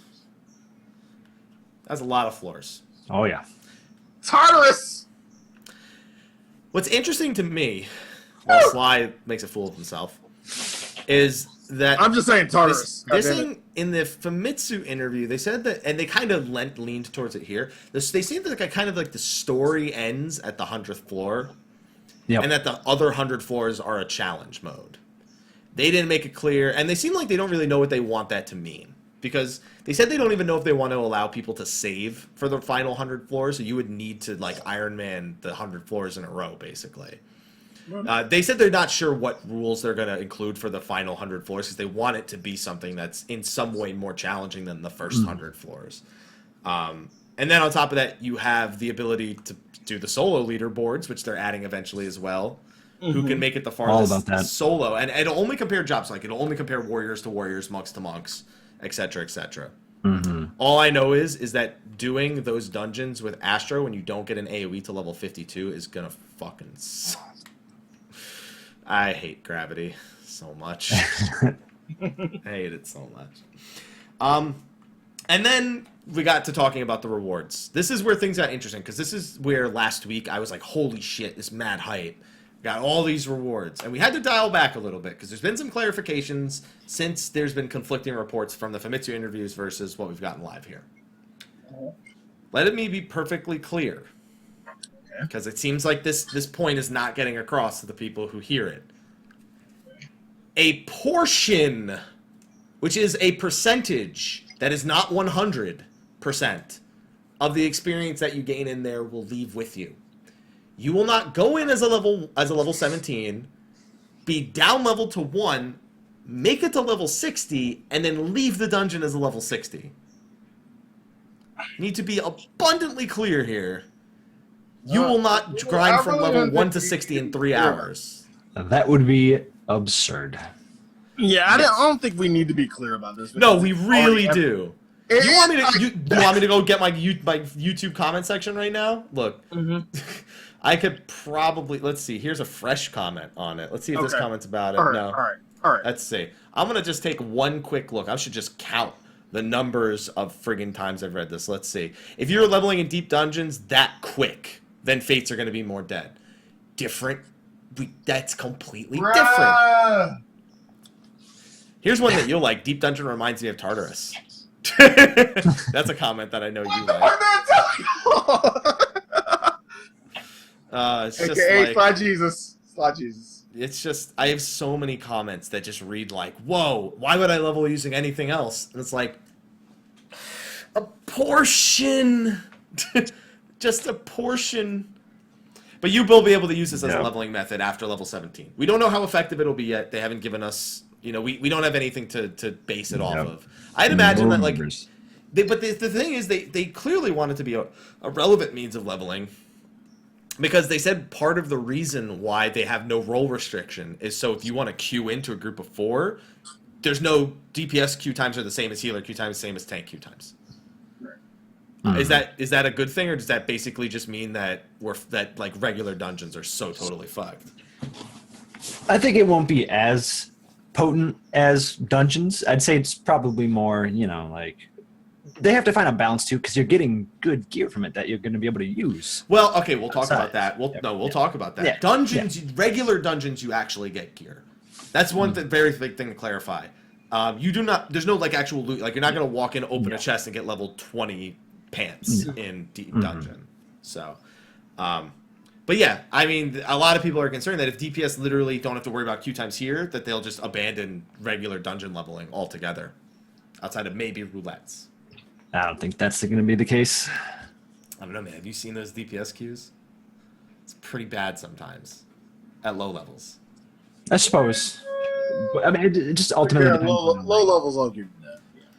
On my monk, I used to only have 5-6 minute queue time for leveling roulette, like even at like level like 26, 35, like even all the way up until 50. But when I tried to do it as black mage, it was awful. I don't know what it was. It's just like the way it tries to like put your party together. Black mage and summoner are just at the ass bottom of the list. I don't know what it was. It was like I could do bard and it would take like 12 minutes, but as soon as it was black mage and summoner, it's like they were trying to prevent the bots from queuing in, like the black mage bots. It's almost how it felt. So because you can level with it, because you only need to be level 17, because there's no role restrictions. The idea is that it's also a good means for veteran players to invite new friends to play the game. Be like, yo, when you hit level 17, let's do this piece of content. It's not the only thing you'll want to do. You'll still want to do your main story and whatnot, but like we can do this together, kind of deal. And I mean, I'm welcome. I'm welcome all for content that literally is a gap to bridge between new players and veteran players. My question is, can you do it in the trial? I got that a lot yesterday, actually, on stream. People were like, "Can we do this as a trial?" It's like, maybe. I don't know, man. I don't think you're gonna be allowed to do Deep Dungeon as part of the free trial. What other content do they gate, though? I mean, I know they gate your guild, they gate your level, but do they gate anything else? Really? Is main story gated or? Yeah, up until level 35. You have up until the level 35 main story, and then it's gated. Yeah. So I mean, maybe up until 35 in the Deep Dungeon. Yeah, but then you gotta like who's gonna want to do that? Yeah. Who's gonna want to be like, I hit level 35, guys, can't go any higher, because you can hit level 60 as a normal player even if you don't have the expansion. Yeah. So you obviously you won't learn any job skills if you go in. Here's another thing I need to be abundantly clear about: if you go in as a class, you will only learn class abilities, and any cross class skills you had will just unlock as you level up. You're not going to magically become a job at level 30. You're not going to hit level 30 in the Deep Dungeon, and the job NPC is going to pop up and be like, do this quest. Because that shit would be so broken. But you're only a job while you're in here. Like that's not gonna have no. If you go in as a marauder, you're doing all 64s as a marauder. If you go in as an arcanist, you're an arcanist. You're not going to become a summoner halfway through. Yeah. Here's something though that I was thinking about. Let's say you go in as a level 40 monk, for example. Okay. If you get to 60, are you going to have monk job abilities? Are you going to have the ones you don't have? You'll have only the ones you do have. Okay. If you don't already know the skill outside of Deep Dungeon, and it's a job skill, if it's a quest-locked skill, that includes the level 15 and 30 class quest skills, like Scathe and whatnot. Yeah. You're not going to learn it when you go in there. If it's not sense. something you just naturally learn, you're not going to keep it with you. I just need to be clear, because these are like the number one, like most repeated, like ask it over and over and over again questions. I've just a million times. I've seen them so many times. What else do we have here? So you'll probably be about level 60 by the 40th floor. Last 10 floors will be balanced around level 60. And he even recommends reordering your cross-class skills, because I don't know about you, but sometimes I get queued into really low-level stuff, and then I don't have Protect or Cleric Stance because I used to keep them at the end of the list. Yeah, that can happen to you here. So if you want to have Cleric Stance at level 1, make sure it's the first ability, and fuck Protect. Take Cleric Stance. Fuck Protect. Yep. Kill shit faster. Level 1 Cleric Stance. Do it. Healer's DPS. I'm just telling you. And then, this is the thing that's interesting. You talked about armor before that you're gaining inside Deep Dungeon. It has since been clarified. You will get a weapon. You will not receive a set of armor from upgrading in Deep Dungeon. So upgrading that weapon to like whatever, maybe it's plus 99. I don't know what you need to do to get the weapon. But eventually, when you get enough weapon upgrades, when you talk to the NPC outside, you go like, "Wow, your weapon is really strong in there. Would you like me to harness that energy and allow you to use it outside?" And you basically just say, "Yeah, I would love if you gave me a warrior weapon. Yeah, here's an I-230, I-235 warrior I weapon." don't think the stats are gonna it's not even gonna matter. I think it's just gonna be a weapon for Deep Dungeon. No, you get a weapon for outside Deep Dungeon. That's what I'm saying. Like, I don't think it's going to be a feasible weapon. No, it is. It's designed to be used in currently relevant content. It's going to be slightly weaker than upgraded esoteric or lore. Sorry, lore. And anima. They said it will be just below the strength. So again, It's like 235 not probably. feasible. Well, okay. So for people, Motherfucker, you're at like 40 out of 240. So you shut the hell up. You'll have this weapon before that weapon at this rate. I seen that progress. You gotta stop playing Smite. You gotta start doing some ARF. Bro, I'm doing hunts for cunts, man. I'm doing hunts for cunts. What more do you want? You to be faster. Oh, God. There you go. Gentlemen, I have to do something incredibly unprofessional really quick. Is that all right? That's absolutely all right. I need to bleed the lizard, so I'll be right back. Yes! Do I have this? No, I don't have this one set up. Or I was just gonna remove you. He's just out. That's why He's out. That's why he's been looking down the whole time. He's just like looking down, like, oh my god, please. That's what I'm talking about right there. Professionalism. It is professionalism. I mean, even professionals have to bleed the lizard. I don't think bleed is the right word to use in this case. Tame the dragon? Tame the dragon, or, you know, take a trip to Niagara Falls, or just anything like that works. But I don't like that one. That's even more of a female. what?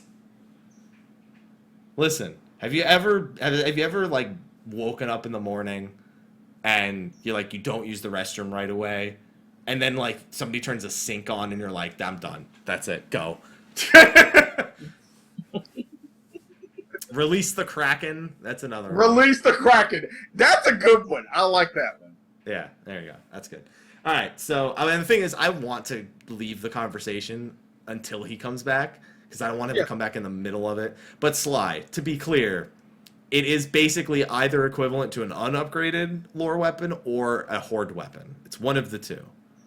The question is, when are we getting upgraded lore weapons as a part of the... They haven't told us yet, but they said that it will. They will eventually. They confirmed to us that they will eventually do it, probably through both the hunt and through Weeping City.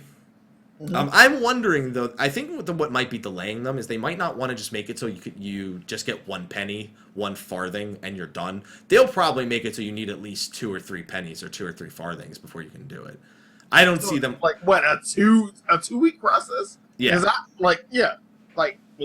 It's better. Listen, it's after the 7-week process. If you're not doing raids to get the first weapon, a 2-week process doesn't seem so bad. Yeah. So we'll see. Okay, he's back. So now we can continue the conversation. Sorry about that. We were just talking about. We were talking about Much Nick. better. We were talking We're about. talking about the lizard. Yeah, we're talking about not your lizard, but we're talking about euphemisms for using the restroom, pretty much the entire time. And then, what? Nothing. What was that? Oh man, that's a different type of thing. Anyway, so and then they just reiterated there is an auto match system. You can go solo, you can go with a pre-made group of 4, or you can just queue in and look for 3 random other people. Either way, Deep Dungeon is in less than a month. They confirmed that less than a month, which puts our release date at a guesstimate of July 12th. Because he also said mid-July. Less than a month, mid-July. July 12th pretty much lines up with both of those things. So, then again, they also said that the patch has been out for 3 weeks by accident. So, and it's been like 10 days. No. Time may not be something they're tracking incredibly accurately. We'll see, though. July 12th is where I'm putting my money. You gentlemen? I can't disagree with that. Yeah, I can't disagree. I'd say it's probably pretty accurate. All right. I mean, me being the selfish bastard that I am, I would want it close to my birthday, but Mid-early. yeah, like I would say July. I want to say July 5th, but yeah, July 5th is the Tuesday prior, so that is technically a feasible date. But pretty much all the 0.5 patches have been 5 weeks after the patch itself comes out, except for I think the very first. I think 4 weeks was for Gordius Savage. I think it was exactly 4 weeks for Gordius Savage, and that was a 0.5 patch. So maybe they accepted, but since then it's pretty much been 5 weeks for all the 0.5 patches. Overall, though, Deep Dungeon, who's beating it day one? I am. Done. 3 hours. They said it takes approximately 3 hours to do it in one sitting if you move at a moderate pace. That's only about 3 minutes a floor. It's like not even 3 minutes a floor. That's pretty fast. Do you expect to mow through it that quick? Maybe, yeah, I feel like as you go, the floors will get a little bit longer, probably. Right. So they seem to get more intricate. Yeah, they said there's more rooms. Yeah. Right. All right. And the thing I love about this is that I get a chance to, like, even after I do my shit, like, aka first day, get out of the way, I get a chance to go back and bring people who haven't played the game in a while, aka Lex. He's looking at you, Lex. As a couple, we're doing this shit. I'm so sorry for you, Lex.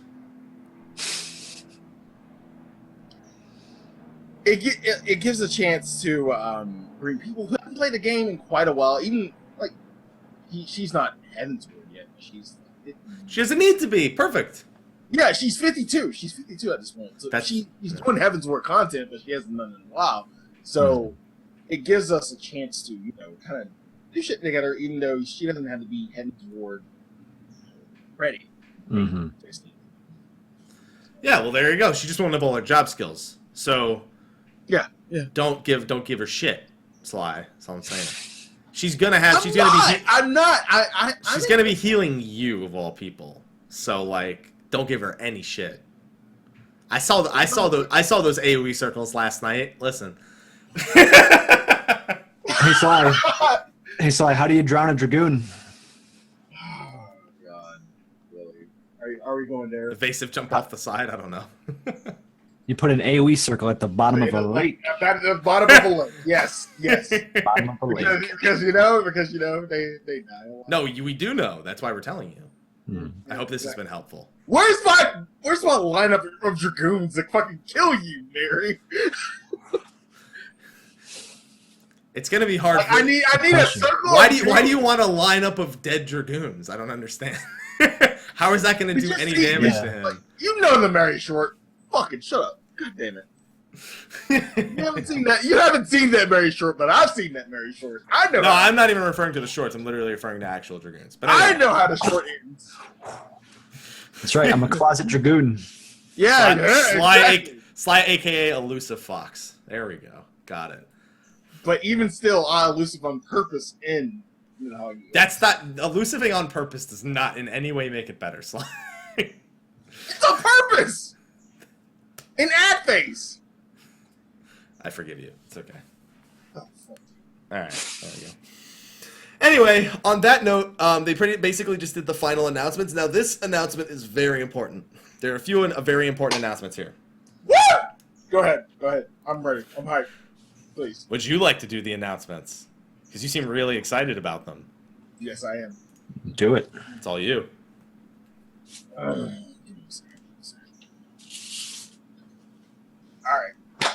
So, FanFest. How you doing? How are you doing?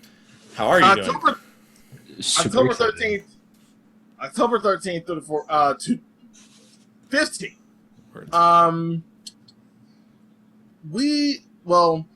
I'm not gonna go over the actual physical items that you can get there. Okay, let me go ahead and say it. The sheath, you can it's. What did they say? Like it's pre-ordered. The first thing that they said was the new merchandise they have available is the Kochi doll plushie, which is basically the minion, the Kochi doll.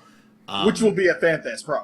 But it's actually, because you can pre-order it now, and they didn't make it any specific when you would be receiving it. But if you pre-order it, or if you just even buy one, you get in-game Kochi ears. So if you want to look kawaii. So cute. Yeah, kawaii. Kawaii! Man, and you wonder why I give you a hard time. What did they say about the Moogle slippers? Because they said that they were currently working on putting them into production. I can't wait to wear Moogle slippers on my hands. Yes. Can't wait. Do Nidhogg Extreme with Moogle slippers on your hand. There you go. That Sounds like a fun time. That sounds like a challenge. A fun That time. sounds like a challenge. Maybe with a controller. Maybe with this controller. Holy shit. Take a look at that, gentlemen. Yeah, I'm looking at it right now. What is that the Black Mage rotation from 2.0? Take a look at that. What's wrong with that? Nothing. Everything.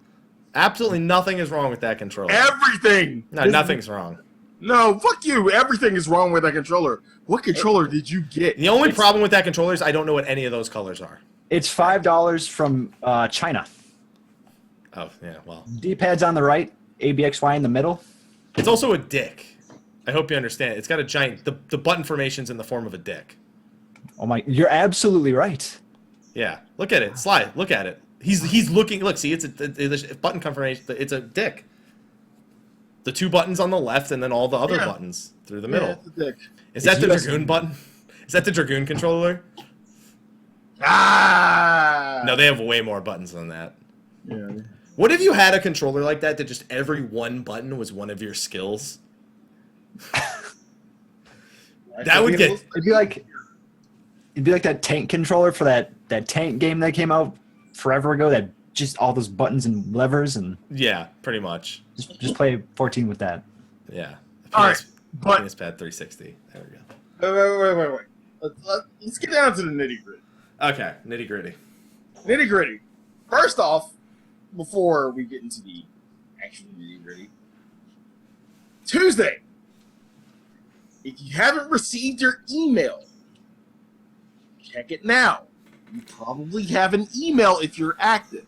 If you're not active... More specifically, if you are active between the date of May 1st and June 6th, you need to have had an active service account between those days in order to receive your promotion code to buy tickets. If you were not active during those days, you cannot purchase your own tickets to Fan Festival. You will have to ask a friend. Sorry. Yeah. But They're pretty much trying to cut out scalpers and like bots that automatically buy tickets and sell them on eBay and shit by forcing you to have this sort of promotion code in order to actually purchase the tickets. It seems like they're literally just not doing general admission, but what they are doing is, there's I take that back. There's early access tickets, in which case they said all the tickets can sell out during early access. It is possible for every ticket to sell out. And I can tell you after last year, every ticket will sell out. I can tell you that right now. Every honestly, ticket. I don't think so. I don't see it. Every ticket will sell out. If it's like last year, the site will break really fucking early. You know how the Well, that was They'll another have thing. to- The thing is, you know why the sites break? It's because they're general admission. Like the sites, they can be gotten into, and then people can. There's scalpers and whatnot, pretty much. So that's what they're trying to do.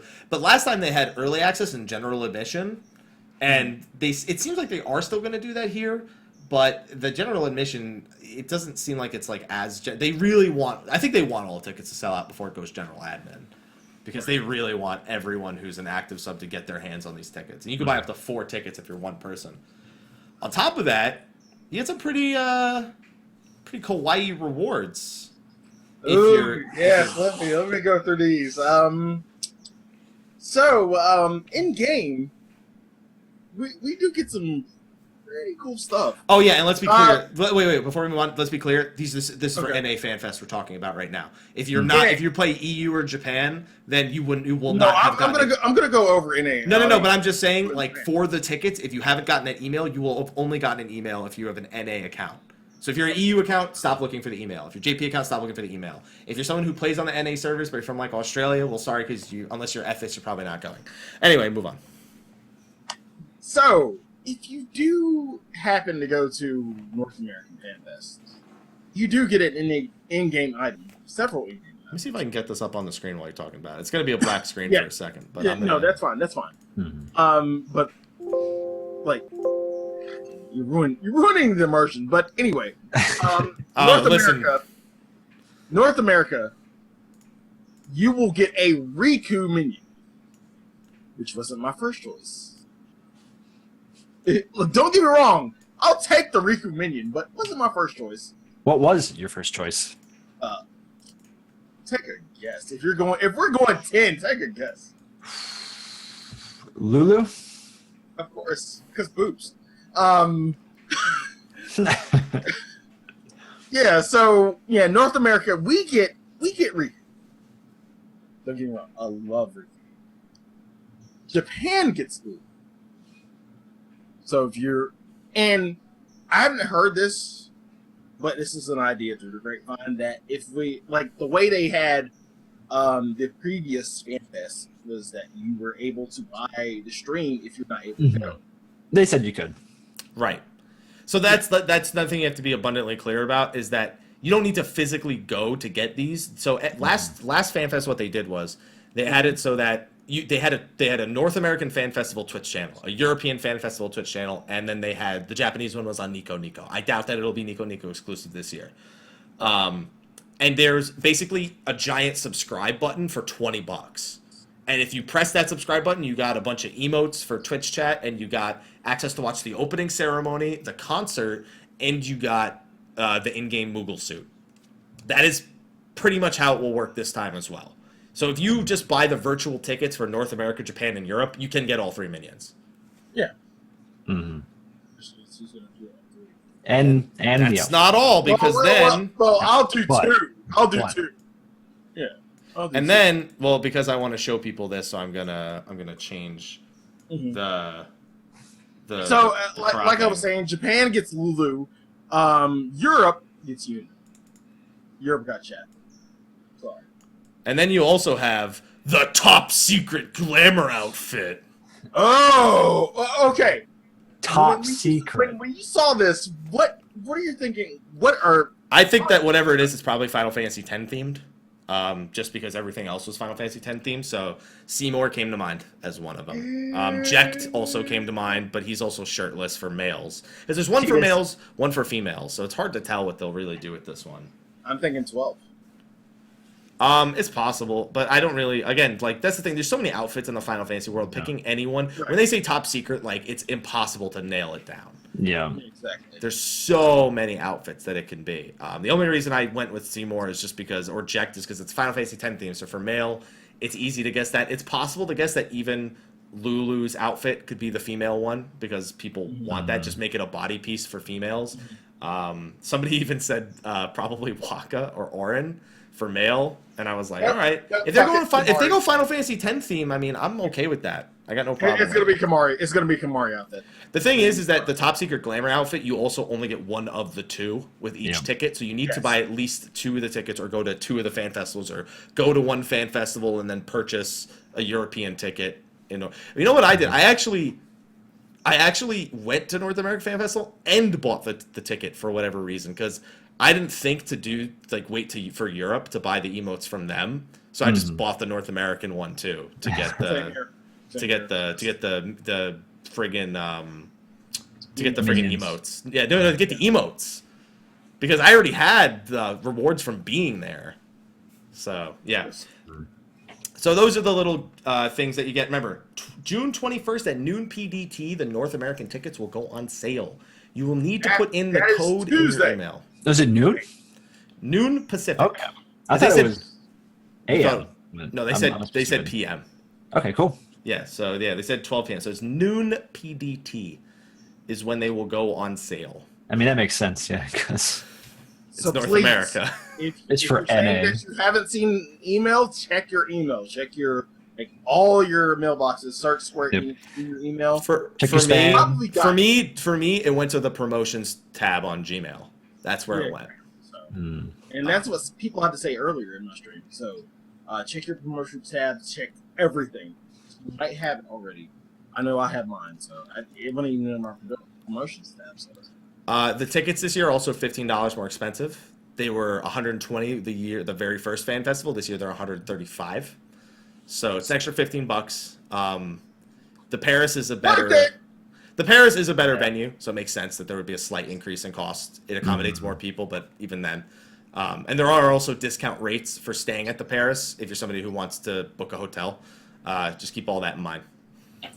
I wonder if there's retroactive. Probably not, because I already booked at the Paris. So no, they're not going to be able to. You'd have to probably. You'd have to finagle some stuff. Wait. Are you talking about your hotel rate? Yeah. Yeah, he's saying like he already booked the tickets at the hotel to Paris before the rates became available. There's a way you can finagle that. I'm sure you know, Sly. Yeah. I'll just have to call. No, because like the first FanFest, I booked my hotel the same day that I bought my FanFest tickets, and maybe a month or less down the line, the hotel rate went down. So I called it and told them that the hotel rate went down. So what can you do about this? Okay, and like I saved pretty much 50% from my hotel. You might want to check your hotel, like the hotel rates, as you get closer to FanFest, because they will, like, it's the same family as the Rio. So you might want to call and check the hotel rates, because if they do lower, you can get a lower rate. Well, they are lower now. I mean, they are. Like, there is like an actual thing that you can do now. So, hopefully we can do. And then I'm not going to Europe or Japan. Literally, I told everyone the only way I go to Europe and Japan is if someone pays me, like pays for everything, because I don't have a passport. I don't feel like flying 12 hours to spend 2 days in either country, 16-hour flights either way. Like, just I can't. I do bad on 5-hour flights. You don't want to go to Frankfurt and eat chocolate? If I go to fucking Frankfurt, I'm going for Fan Festival with jet lag the entire weekend and then leaving. Like, I am not making a field trip out of it. All right. There, see? Scarlett says you can rebook with a new rate. Cool. There you go. Done. There you go. Boom. All right. Boom. And that pretty much wraps up the entire E3 live letter. Now, Mary, it's been excellent having you as a guest. Now, normally we just ask for people to sign off, but I have any closing thoughts, anything you'd like to say before you sign off and let everyone know where they can find you? I do have a few things I'd like to say. One, I would just like to say what a pleasure it has been being on State of the Realm. This is so cool to me. Just as somebody who like looked up to people like you two before I started doing this, like, don't look up to me. I'm an alcoholic. I never in my wildest dreams imagined I'd be on State of the Realm or something like this, and it's so cool. So thank you so much for having me and, you know, bringing me into the community and being so welcoming and friendly and awesome. Like, it's so cool. So thank you so much. There's a shout out in chat. I can see that's my Twitch channel. If you want to stop by, I stream almost every day of the week at 5 p.m. Eastern. So feel free to stop by sometime. Thank you so much for having me. It was an absolute blast. I was kind of quiet, a little bit quiet, you know, a little shy, but You told us you were introverted. It's okay. I gotta warm up. As long as you had the beer in your system, you're not shy. Yeah, I gotta warm up, right? But I'm warmed up now. I'm good. Yeah, you got the beer in your system. You're good. You're good. There you go. Sly knows all about the beer. What else do you know, Sly? How you doing? How you doing? I can tell you a few things. I got like some Jim Beam and some rum right here. Yeah, I'm good. How you doing? Why don't you tell them where they can find you and your alcoholic ass? I had Boston Lager.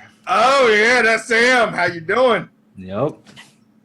Well, you can find me on twitch.tv/Slyakagreyfox. You can find me on Twitter at Slythesquirrel. You can find me on Instagram at Slyakagreyfox07. You can find me on Plot 14, Ward 5 in Behemoth. You can also find me on Mateus, even though I haven't been on there in a while. Like, it's 3.3. I had to stay on Behemoth now. But, yeah. So don't worry. You know, we got a house on Zalera. Really? Yeah. Nice. Got a medium. The United Caucasian Happy Fund. That's what it is. No, it wasn't. Oh. Yeah. It was not my money. It's everyone else's money that's being put into the free company. It's that's not. What I'm saying. I didn't use it for me. It was. I wasn't even the one who purchased the house. I let somebody else in the free company purchase the house. What's the house name? The Happy Army Barracks. Exactly. All right. So where can they find you? Well, they can find me and Dwayne pretty much everywhere at Mr. Happy 1227. Everywhere. That's it. Like Twitter, Facebook, YouTube, Twitch. Right. Everywhere. Yeah. It's very easy to find, actually. In fact, if you're here, you already know one of the four. Potentially two if you're watching it on YouTube. You know at least half of the places you can find me. And I will be going to North American Fan Festival, just to be abundantly clear. Yeah, Sly's thrilled. That's where I met his ass when he won the fucking like Corsair shit or whatever it was that you won. Sly I'll never let him forget because his face was just so dumbfounded. He won. I had to double check my ticket. Yeah, he won one of the like they did like 10 giveaways. They gave away like Titans and they gave away like No. You didn't win a Titan, but they gave away Titans. Remember that one? No. It was the Garuda cosplay. No, they also just literally for the lottery system gave away like 2 or 3 Titans. They also gave one to the winner of the cosplay competition though. Yeah. You won like a headset, a keyboard, a mouse, and like a shirt or something. But you were just like this the whole time, like. It's okay. You won. That was the only luck you've ever had because you ain't never win in any roles and friggin' Midas. So you need to win something, right? Yeah. You rolled a 99 on those headphones. All right, everyone, we're gonna wrap up and move over into post show. If you're watching this over on YouTube or listening to it over on iTunes, thank you for listening this week. Next week, which will be on a Tuesday again, not a Friday like this episode, we will have Ethis return for the spoiler cast episode. So that'll be that. And then the week after that, we have Ash on for a crafting and gathering segment. The week after that, we have Ethis on again for Aerzivia. And then I think the week after that will be when Deep Dungeon launches at that point. So we'll probably do an episode about Deep Dungeon. So, on that note, let's wrap things up and move over to the post show. Thank you, everyone, for joining us this week. We'll see you next time. And until then, have a good week. Have a good life. Take care. See you next week. There you go.